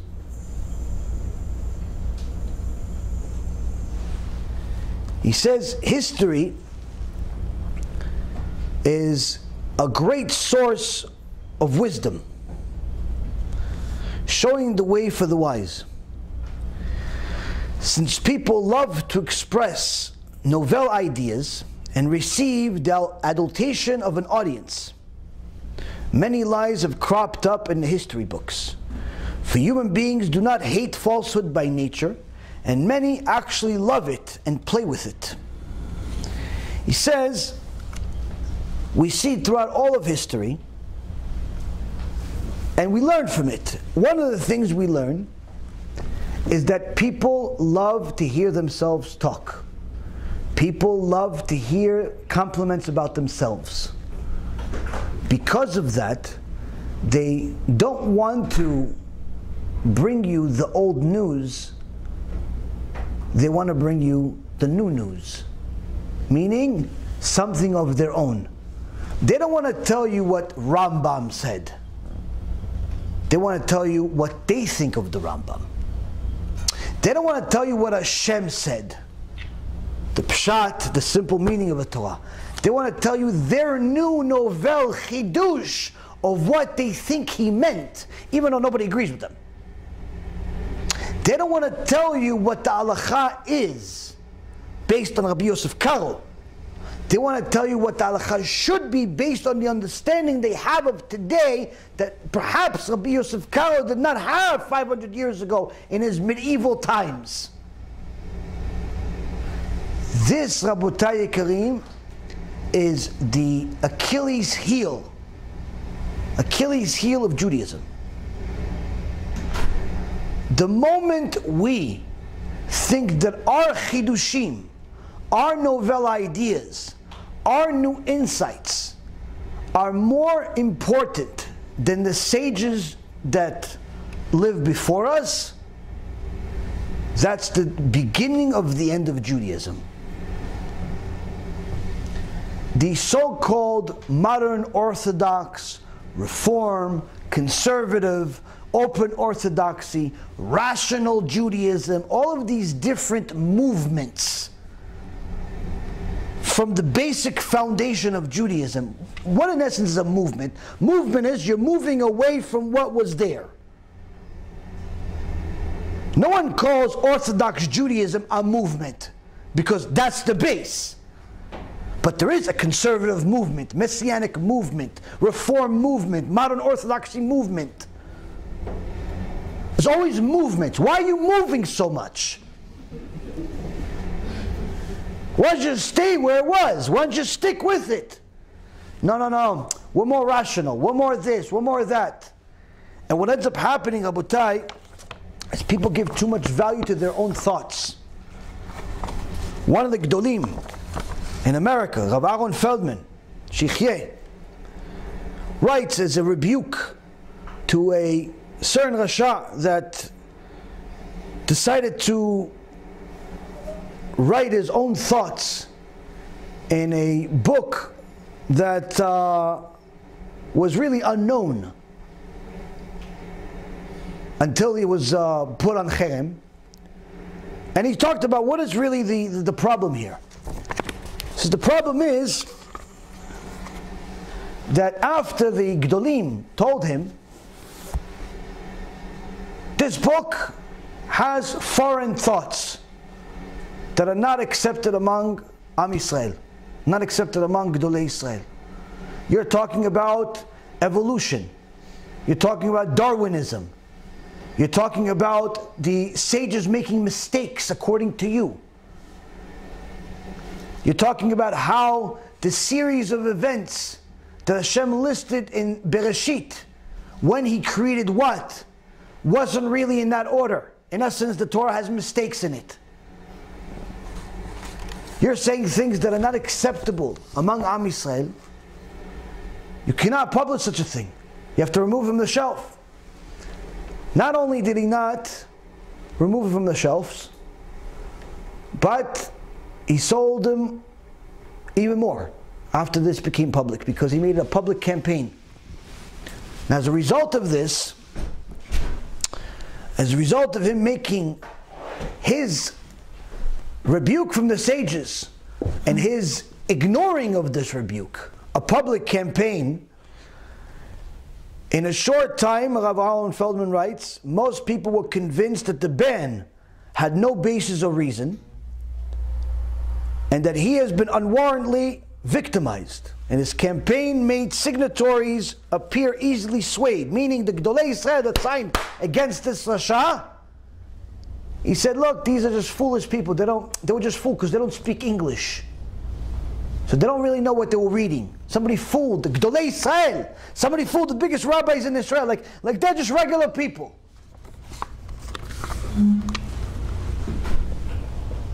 And he said there, whoever said it to them is just extremists.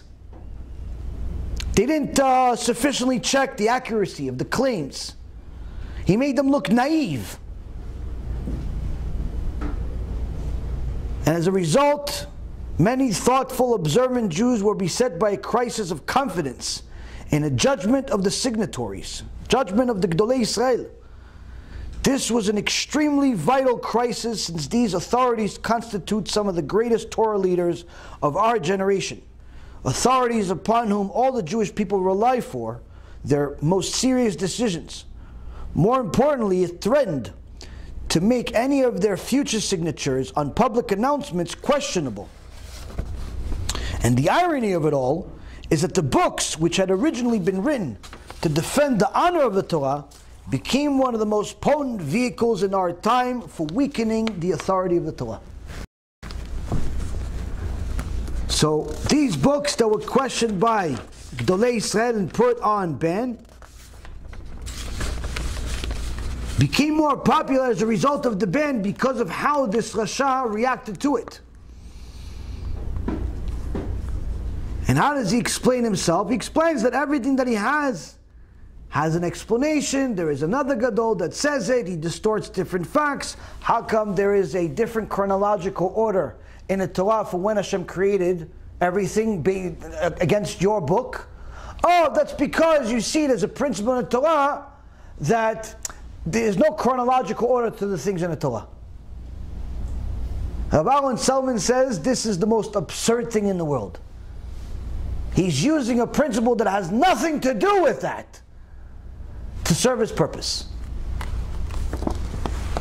Sort of like somebody that shot the arrows, hit the wall, and then walked over there with some paint and painted the target around the arrow. Made it look like he's hitting the bullseye. He talks about the theory of evolution, mentioning in passing that the eminent scientists have discredited this theory because of the discovery of DNA molecule.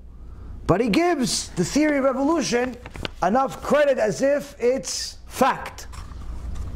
Torah scholar gives the evolution theory like it's fact. But he doesn't talk about the scientists that said, listen, according to our findings, the DNA has so much complications in it, there's no way that it came from a Big Bang. He doesn't mention it. Doesn't give that as much. That's not fact. Even though that's the only fact that's in there, that's not factual. The theory of evolution, that's factual. Why? Because it serves its purpose. Because if the rabbi says that the evolution is factual, that's a chidush. That's a new insight. That's a new Torah. Shem Yishmor V'Yatzil.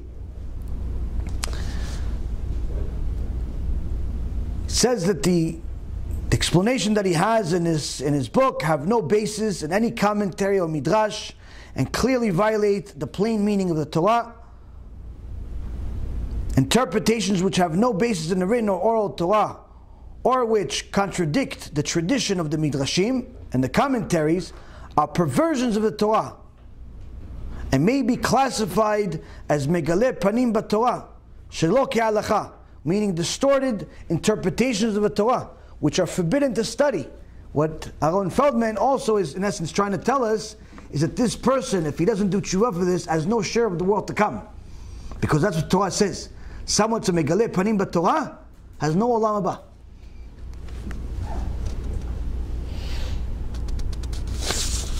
So, how come a person made such claims, was proven that he was wrong, but stuck with it anyway? Even after Gedolei Yisrael, people that you have to admit are much smarter than you, much more knowledgeable than you, still stay with it. Why? Because if I go with them, that's same old news. If I stay on my own as if I'm the new hero, the new Moses, the new Batman, whatever you want to be, the new something, that's a chidush. That's a new insight. And this is, Rabotai, a consequence of living in your imagination. Living in your imagination to the point where you think that your novel idea is true when in reality it's false. Why do you think it's true? Because of your love for an audience. And that's what the Chazon Ish is trying to say, that because of people's love for an audience, because of people's love for popularity, many lies have cropped up into history books, also in people that they call Torah. For human beings do not hate falsehood by nature, and actually many love it and play with it. What is that like? There was one guy that wanted to scare his wife. You know, some guys, they still think that they're in Pakistan or something. They think they're in Saudi Arabia, and they want to scare their wives. So what do? He says, doesn't think his wife is honoring him. So what he's going to do? I'm going to show her. Comes home, he brings 3 sticks. He writes on one stick 200, another stick 400, another stick 600.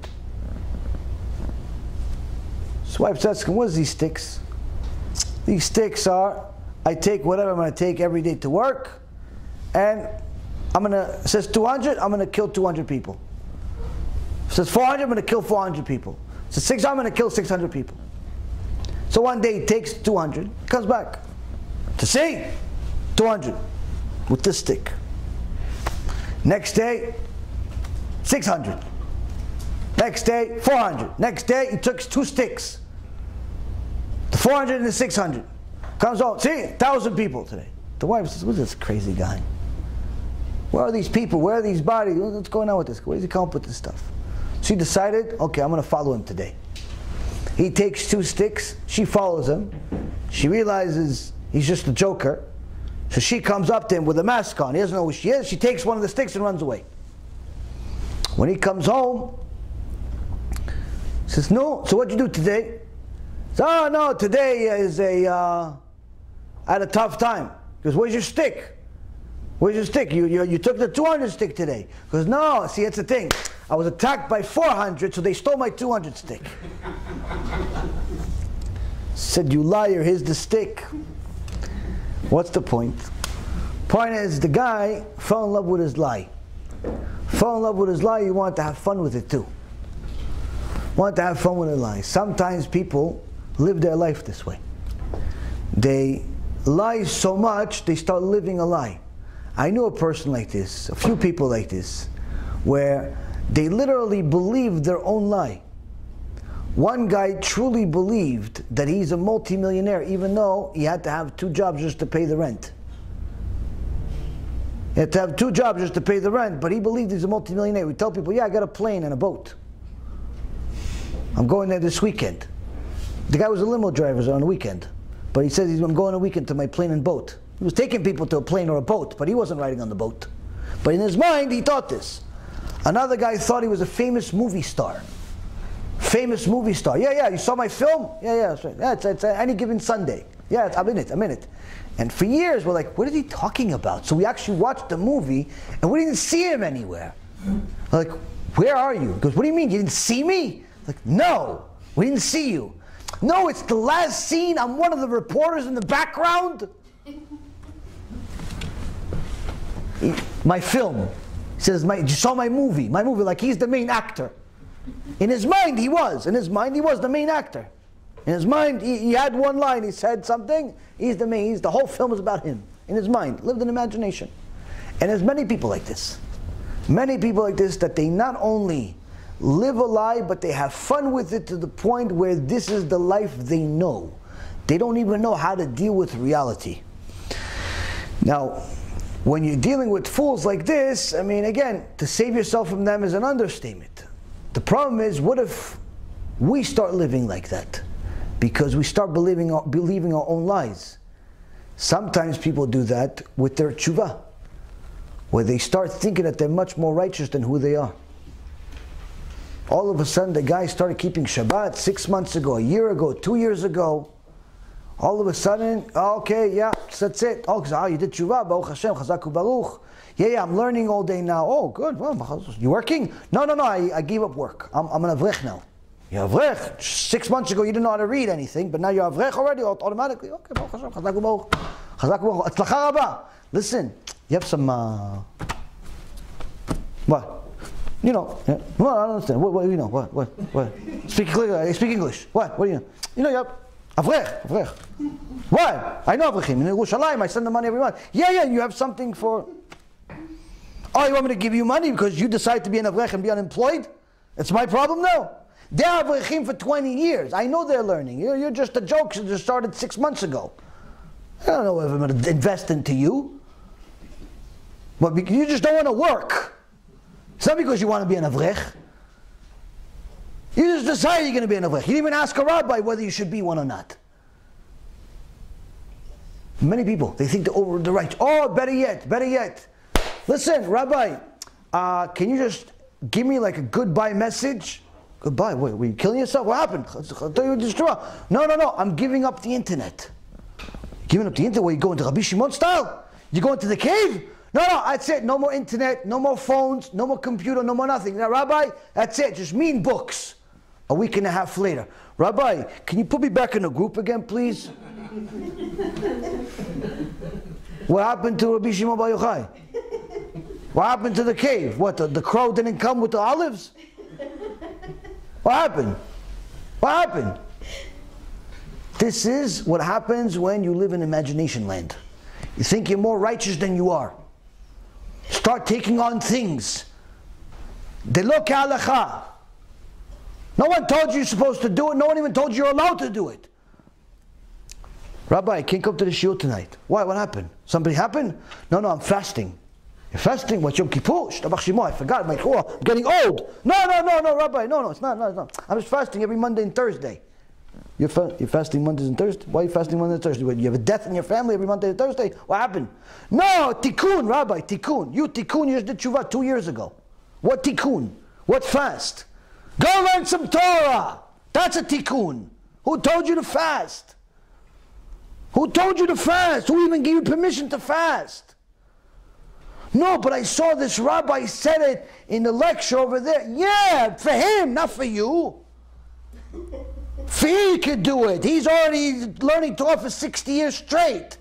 You haven't even learned Shulchan Aruch yet. No, I'm going to do it. Right after I'm going to get out of the WhatsApp groups. The same WhatsApp groups that helped me do tshuva.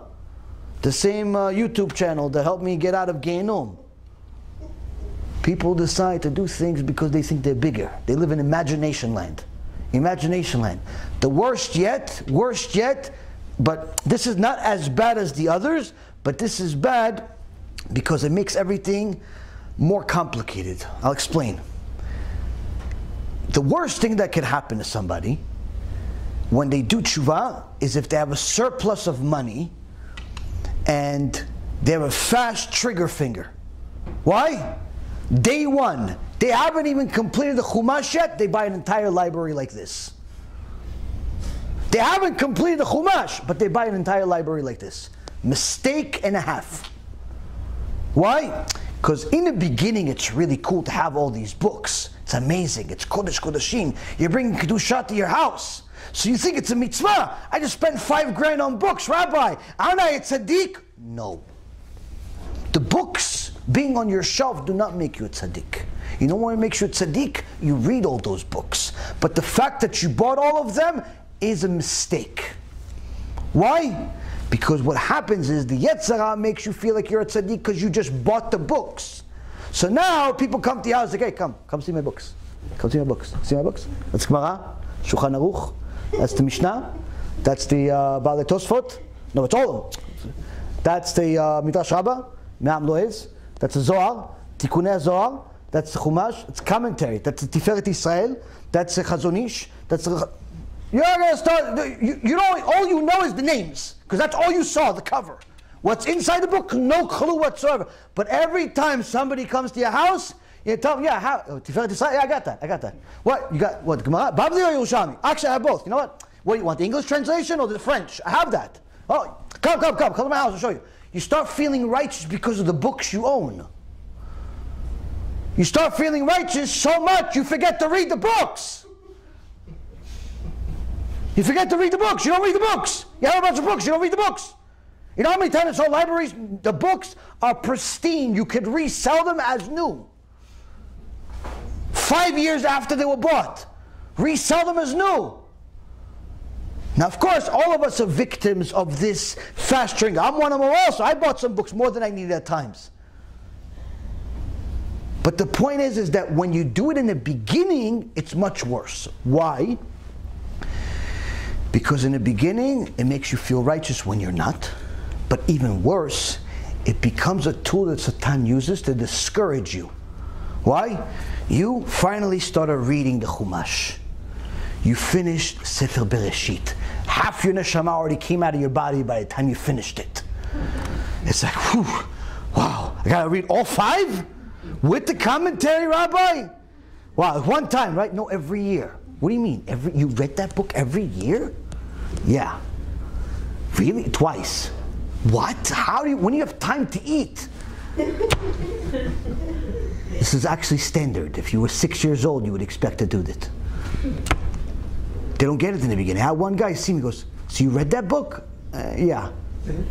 Yeah. Wow, you highlighted a lot of stuff. You did that all at once? No, I read it a few times. You read that whole book a few times? Like I just discovered Mars and I brought it to him in a plate. Hey, here you go, Mars. Like, they didn't understand. What do you mean? Now, what happens is after you finally start doing tshuva, you read the first book. By the time you finish the Chumash, you feel like you're Gdol Ador. Oh, listen, Rabbi, you know what? I got beef with Rashi. I don't agree with what Rashi said on Moshe. I don't think that's what he meant. What? You start giving commentary to the commentary. Why? Because you own some books. But then what ends up happening, Abotai Karim, is the Yetzirah goes for the kill. What does he do? After he messes with you, makes you think that you're all that, then eventually you finish your book. You got to do something else.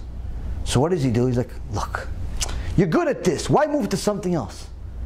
All these books, you haven't even started them. Look how big they are. Look, each one is 700 pages, 800 pages. Just stick with what you know, kid. So what ends up happening is they stay new and the old stays the same over and over and over and over again. And you end up staying a bur v'am haaretz, don't know nothing. Why? Because you bought so many books, the Yetzirah uses them as a tool to discourage you. Why? Because it's just so big. It's so much to read next to the little thing that you finally took you a year to read. And it's like, let me just stay with what I know. I'm good at this. Anyway, the rabbi said I should go over it 100 times. So let me finish this 100 times, because it's easy now, because I read it once, and not delve with the rest of these books. So what ends up happening is the people buy a lot of books, and the Yetzirah uses them as a tool to discourage them. Why? Because the imagination is, I'm going to get these books because there's a cool cover, and there's a great story in it, and I'm going to read the whole book in a weekend. I just don't know which weekend it's going to be, before or after Mashiach. When there is time in the world or when there isn't. I'm not really sure yet. Because it's easy to buy books. Because we live in our imagination. We live in our imagination, and that's what happens.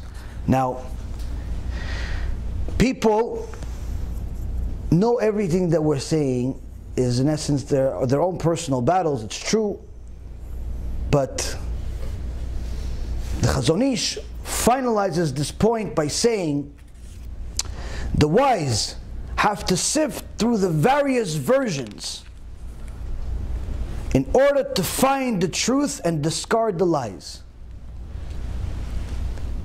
Here there is much more room for non-logical thinking, for imagination.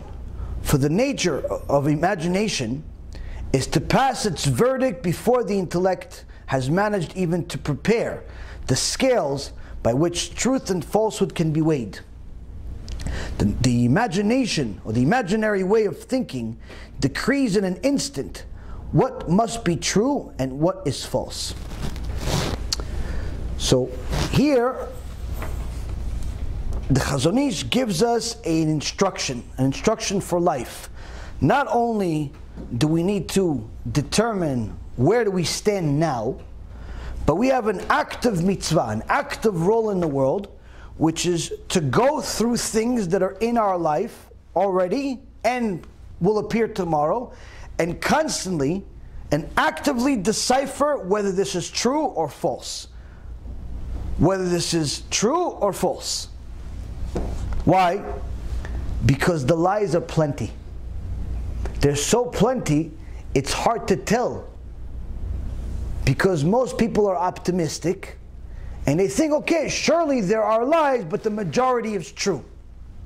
Surely this is bad, but the majority is good. Wrong. The majority is lies. The majority is bad. And our job is to go through the lies and find the diamonds in the rough, the truth in everything. Meaning that you have to constantly look for truth. Because if you don't look for it, you're not going to find it. Because there's just so much lies and liars out there that it's just like white noise. It's like you can't tell the difference anymore. Everything looks the same. So it's either you have to get to the point where it's pretty much everything is a lie, or you just have to say, no, it's all true. Unless you're actively looking for the truth. Even in yourself. Even in your own actions. Even in your own life, your own relationships, your own job, your own everything. Now, the imaginary thinking is that everything should be true, but the Chazon Ish says it's quite the opposite. It's quite the opposite. And one of the reasons that he says that leads us to this conclusion that we think everything is true even though when it's not, is because the imagination is something that is quick. Meaning somebody asks you a question and you want to shoot them an answer right away. That's not how truth works. Truth requires thinking, delving, considering, reconsidering. It's not simple yes or no. Imagination, on the surface type of thinking, that's quick. That's quick. Now, in order to have the right thought process, in order to have what we call YESHIVA dat, a person has to give themselves room to think. Now, many times people fall for the Yetzer Hara's trap of doing things that distorts their thinking, whether it's by drinking or drugs and things of that nature, not realizing how horrible it is.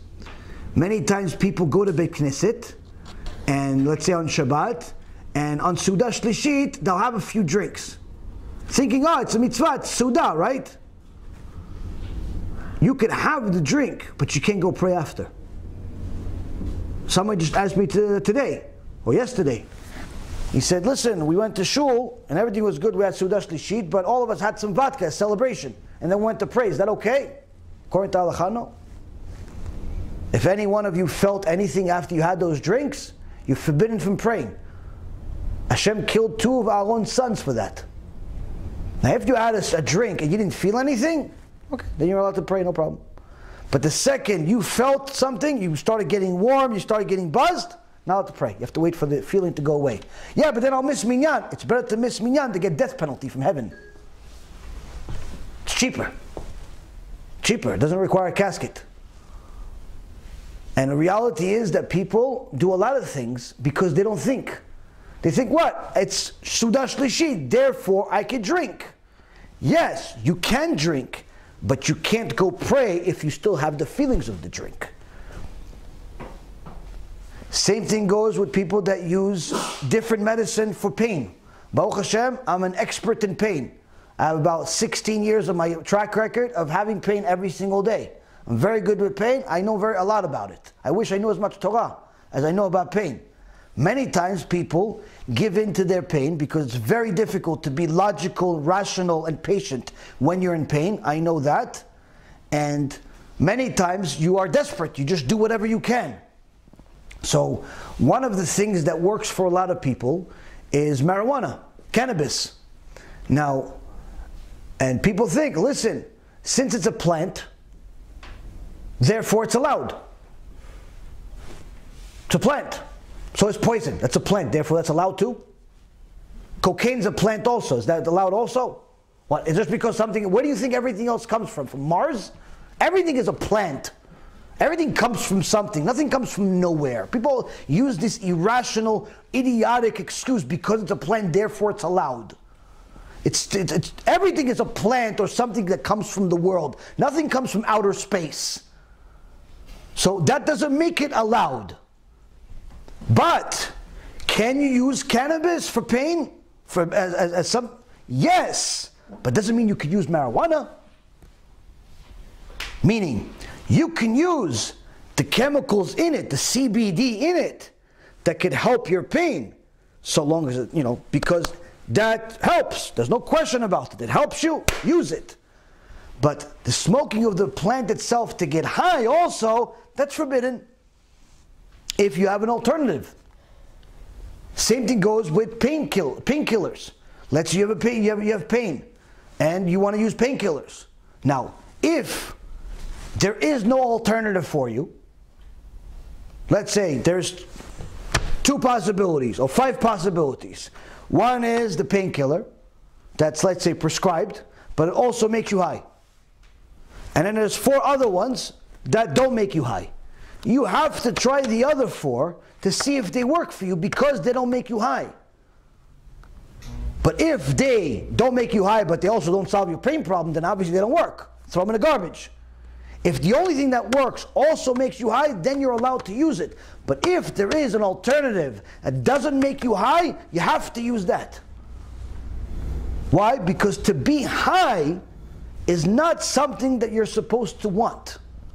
Because the King of Kings is next to you. You're going to be high next to him? To give you an understanding of what a right ideology is in practice, Rav Yaakov Kamenetsky, Alav Shalom, he, in his later part of his life, suffered enormously. And one time, the doctor told him, listen, Kvod Rav, you're suffering a lot. Let me give you this pill, and the pain will go away. 1 pill, and you're fine. Rav Kamenetsky said, okay. He took the pill, and it worked. The next day, they wanted to give him the pills. He didn't want to take it again. So the doctor called him. He said, Kvod Rav, what happened? I thought it worked. He goes, you're right, it worked. I had no pain. So how come you don't want to take it again? You're still suffering right now. He goes, yeah, I'm suffering a lot. So why don't you take the painkiller? Why don't you take this pill? He says, because that pill, although it helped my pain, it made me foggy in my mind. And I couldn't have yeshuva dat. I couldn't have a clear mind. And if I don't have a clear mind, I'm better off dead. Because when you don't have a clear mind, there's nothing that distinguishes you from an animal. Because all the animal has is imagination. What you have is imagination and intellect. When you don't have the ability to use this intellect, because you don't have mental clarity, All you have is the imagination. That means I'm no different than the animal. And he says, I'd rather just die than not have mental clarity. So when a person aspires to have the right ideology, he's going to have to be able to overcome these things.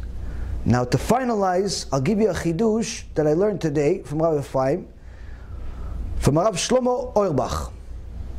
Rav Shlomo Zalman Auerbach. Now many people are going to tell you, listen, all of this is good, and all of this is difficult. It's good to think this way. It's good to be on the outcome of things, where you're already like Rav Kamenetsky, that you're so strong mentally that you're willing to endure some pain just to not be high. You're willing to overcome all these different obstacles because you know this is the right thing to do. It's all good, but it's hard to get there. It's hard to get there. If I was Rav Kamenetsky, I'd be happy, but I'm not. I'm just a little old me, so I don't know how I'm going to get there. Now, there is a mitzvah that Am Yisrael has when we had the Beit HaMikdash, which is to make the journey, the pilgrimage, to the Beit HaMikdash during the holy days. Now, Am Yisrael will go to the Beit HaMikdash. It's a big day, it's very special, and everyone makes a special journey to the Beit HaMikdash. Elchanan wasn't a Talmid Chacham, but he ended up becoming a prophet, because he brought people to the Beit HaMikdash every year. Now, the Shlomo HaMelech in the Song of Songs, in chapter 7, verse number 2, says, "Ma yafu pa'amaych bena'alim bat nadiv chamukei yerchaych kemo chalaim ma'aseh yedei aman." He says, but your footsteps were so lovely when shod in pilgrim sandals, or daughter of nobles. The verse continues, but the chidush is on this part. Rav Auerbach says that, look at this verse. Shlomo HaMelech is saying that the footsteps were so lovely when they were shod in the pilgrim sandals. He says, how come the sandals? What is the whole thing about na'alaych? I mean, his footsteps, fine. But why does he mention the sandals? So first you have to know, what is Shlomo HaMelech talking about? He's talking about the pilgrimage. The pilgrimage that people would make to go to the Beit HaMikdash. And there's a HaShem praising them for going to the Beit HaMikdash. Specifically, they look pretty and look beautiful and praiseworthy in his eyes when they have their sandals on. Now the question is, why is it whether they have sandals or not? Because everyone knows that as soon as you arrive at the Beit HaMikdash, what do? You take off your sandals. No sandals. So shouldn't it be that Hashem praises them for what they're doing without sandals on? Once you're at the Beit HaMikdash, you thought about Hashem, Shtabach Shimo La'ad, you put the talit on, looks like you live here, you put the tefillin on, here, everywhere, you look at your tzaddik yesod olam, everything is great, you could say the prayer by heart, it's like you're Moshe Rabbeinu. Korbanot, everything. Shouldn't it be the kavanah you had with the prayer, the kedusha, all that? Shouldn't it be that all the stuff you did without the sandals? Rabbi Auerbach says, no. After you got to the Beit HaMikdash and you put off the sandals and you had holy prayers and big kavanah and all types of wonderful things, that's praiseworthy. It's good. But it's not as praiseworthy as the journey there, because the journey there was much, much more difficult. Why? The second you left your house, 5 minutes into your journey, you think, wait a minute, did I leave the oven on or not? I'm going to go back right now? No, I got to go. I got a journey. I got to do something. 5 minutes later, the gate's open. What's going to happen with the cow? Somebody's going to steal it. Is someone going to feed her? You have all these thoughts about your job, your money. How am I going to pay for this? Is someone going to rob my house? I got to go. I got to keep going. I got to go. I bet the mikdash. Got to keep going. And then, oh, wait a minute. My wife, I didn't leave her a letter. She's not going to know what to do. Oh, how's she going to reach me? She doesn't even know where I'm going. And you have the wife and the kids. And wait, the kid, I forgot to take out the garbage. Or the kid, I have to pick him up from school. All of the different distractions that you have on the way to the mitzvah. You want to go learn Torah, but on the way your friend calls. Listen, you want to go play basketball? No, I got to go to shiur. No, but basketball? No, I got to go to shiur. Okay, you hang up. Second, you hang up, somebody else calls you. Listen, we're going to the movies. What? No more. I'm going to shiur. Come on, shiur. You have 3 times a week. Got a movie. It's coming out today. We got tickets, man. The new Spider-Man and Platoon and Batman all together on one screen, killing everybody, including the fans. No, come on, you're coming? What's shiur Torah? The guy is talking about stuff that happened 3,000 years ago. I'm talking about stuff that's happening now, man. Spider and the Man. No, I gotta go. I'm going to shiur Torah.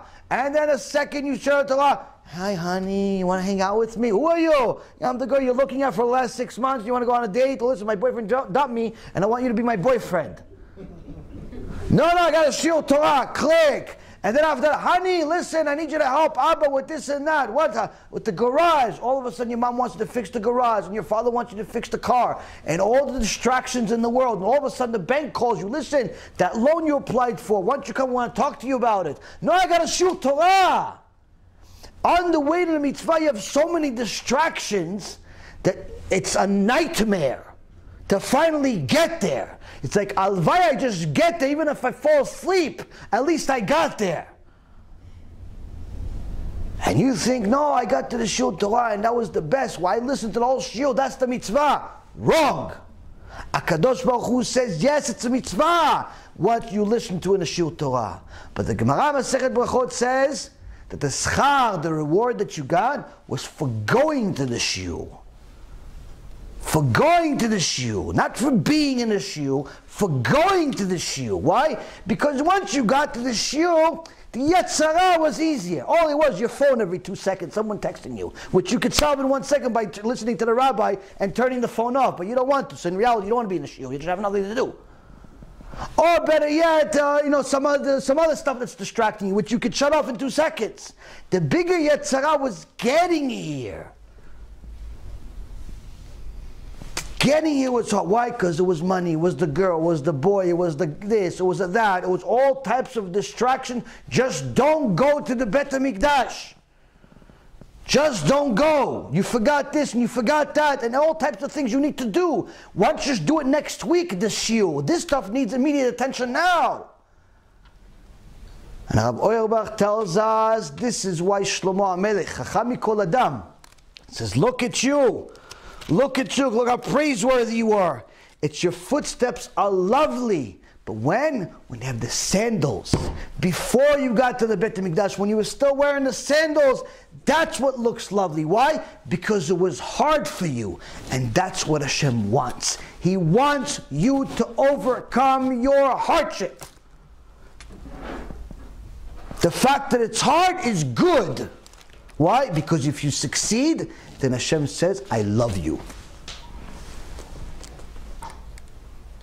The fact that it's hard for you to get to the shiur, the fact that it's hard for you to study, the fact that it's hard for you to give, the fact that it's hard for you to do all these things, it's good. Why?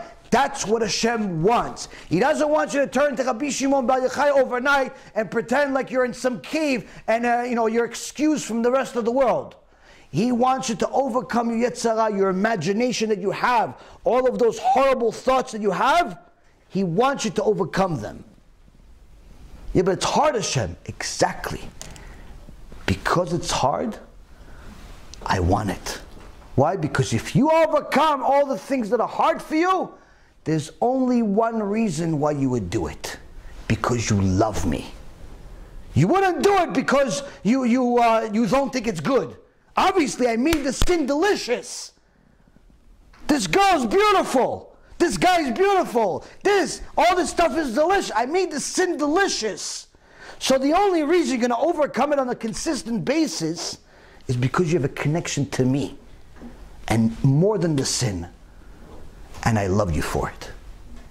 When a person understands that the hardship is part of the plan, and he's praiseworthy for the journey that he has the sandals on, and not the journey of once he got to the Bet HaMikdash and already took off the sandals and he's already in Kodesh Kodashim. Once you realize that it's the journey that Hashem loves, it's the difficulty that Hashem wants you to overcome, your whole life turns from imaginary sin to the reality of success, the reality of wisdom. But again, it's not easy. It's not a walk in the park. And the only thing that a person needs to listen to is the advice of think before you do. Think before you do. Don't act so quickly on things. Because that's what the Yetzer Hara wants us to do. He wants us to act quickly because theoretically everything should be good. On the surface of things, everything looks good. Relationships look good, sins look good, everything looks good. You have to think about things. If a person thinks about things, he'll see that most of the decisions that he would make ordinarily, he wouldn't make.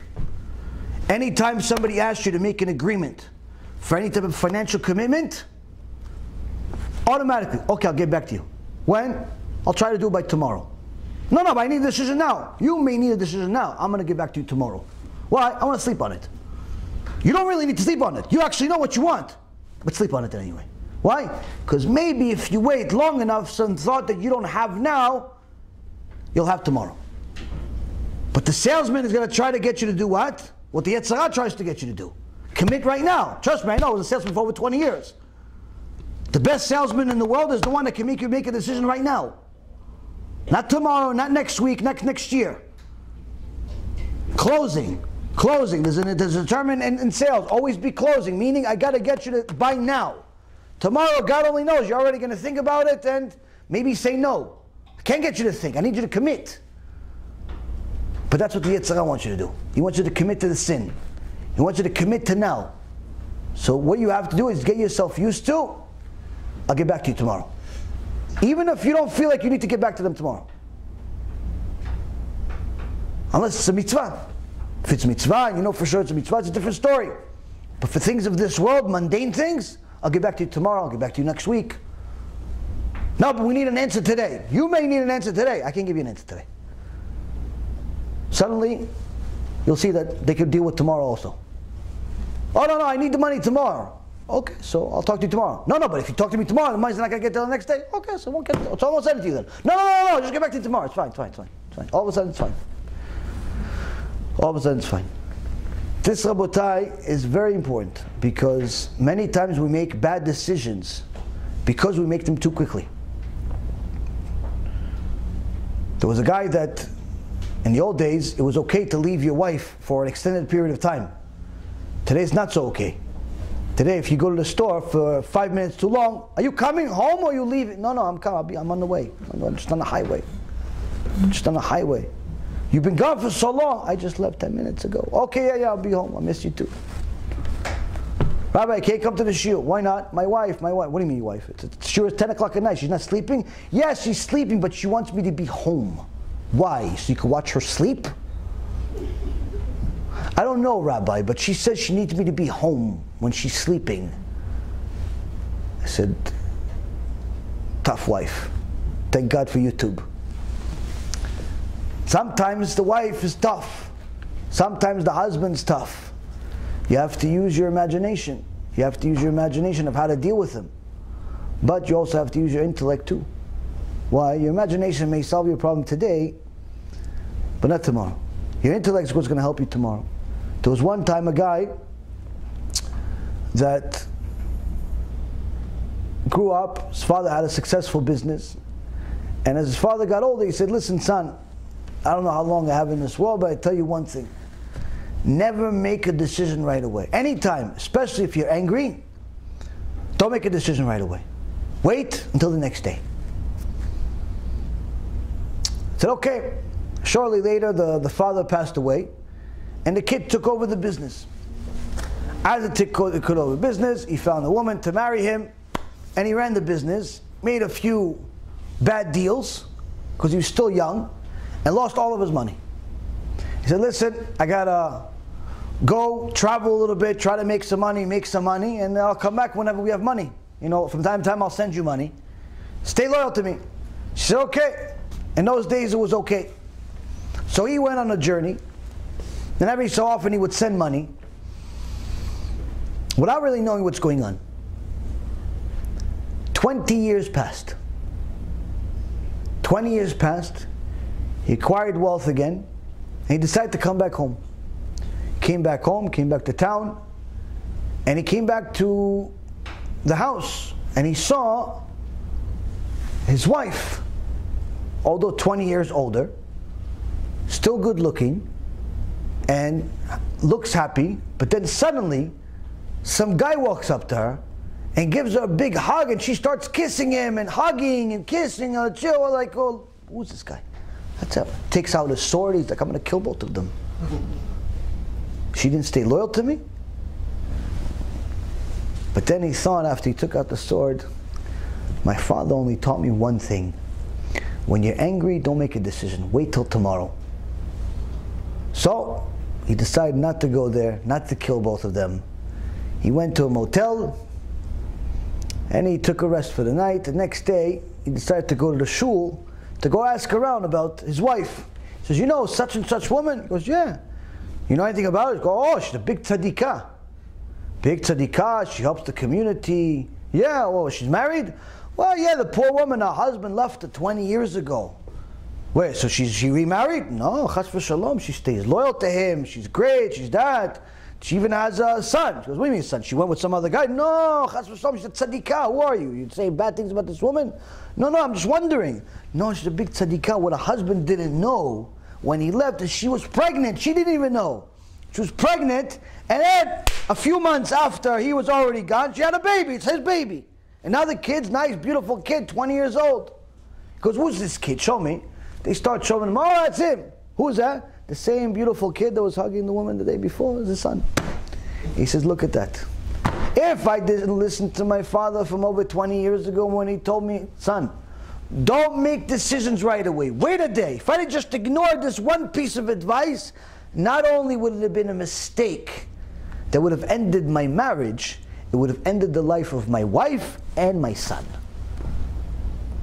And that's why the Gemara says, anytime somebody's angry, for sure, you're not making the right decision. For sure it's a mistake. Now why is it a mistake? Because the Yetzer Hara is in control of it. Why? Because the anger is the highlight of imagination. Highlight of imagination. It's the highest point of imagination. When you're angry, what are you thinking about? It's all about me. They're doing it to discredit me. They're doing it to embarrass me. They're doing it to bring me shame. They're trying to destroy me. They're trying to this me. Everybody's against me. I'm alone. No one loves me. Everyone hates me. It's me against the world. And that's it. Oh, she's disrespecting me. He's disrespecting me. Dude, he's just going on a traffic. He didn't see you. He's not disrespecting anything. He doesn't even know you exist. He didn't see you. He didn't see you. He just crossed because he didn't see you. No, he's disrespecting me because I'm this. No, he doesn't know who you are. He doesn't know you exist in the world. He's just some guy that lives in the same state as you for the last month. He doesn't know that you're there because he's in a hurry because his wife is pregnant and he's got his own problems and you just happen to be in the way. But no. When you're angry, you start having all of these delusions that come from your imagination that fuel your anger. And the more you express it, the more angry you become. The second you punch something, you hit something, you start cursing, you start yelling, it doesn't make your anger go down. It's fuel to the fire. People think, yeah, listen, if you're an angry person, get a punching bag. That's the worst possible thing you can do.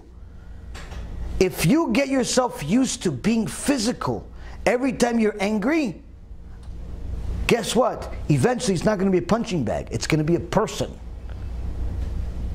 If every time you're angry you want to hit a bag, guess what? One day it's not going to be a bag. It's going to be a person. Maybe your wife, your kid, your boss, your customer, somebody. But that's what secular knowledge will tell you. Why? Because they want you to think, look, there are professional people. that hit the bag also. They do it for exercise. So you should too. You should too. That's not Judaism. Anger is one of the ways that the Yetzirah makes your imagination go crazy. The way to calm everything down is simply to become a lot more patient, even if that means you have to force yourself to become patient and to allow yourself to think before you act. Never be sporadic, never be spontaneous, never do things that way, because the minute you start doing that, you become simply a slave of the Satan. And you start thinking based on your imagination. Your whole life becomes based on your imagination. You start thinking you're either over righteous or over wicked. Either you're too bad to do tshuva, or you're too good that you don't need tshuva anymore. You're too good that no one's good enough to marry you, or that you're too bad that no one wants to marry you. You're a victim, or you're too strong. Everything becomes an extreme. That's what the Chazon Ish says. We have to think, use our mind, and only utilize the imagination if the intellect is still in control. But the second the intellect is no longer in control and imagination is in control, you're simply a victim of the Yetzirah.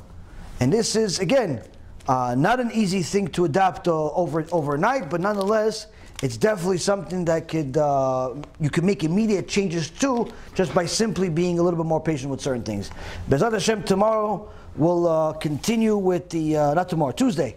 Tuesday we'll continue with the next shiur with the, based on the Ikvetat Meshicha, based on the Rav Wasserman's Sefer. And then Wednesday night, as I told you, is going to be the fast, and then the keynote that will be here BeEzrat HaShem on Wednesday night. Look out for the times on, probably tomorrow we'll have a flyer out. Baruch Adonai Le'olam, Amen ve'amen.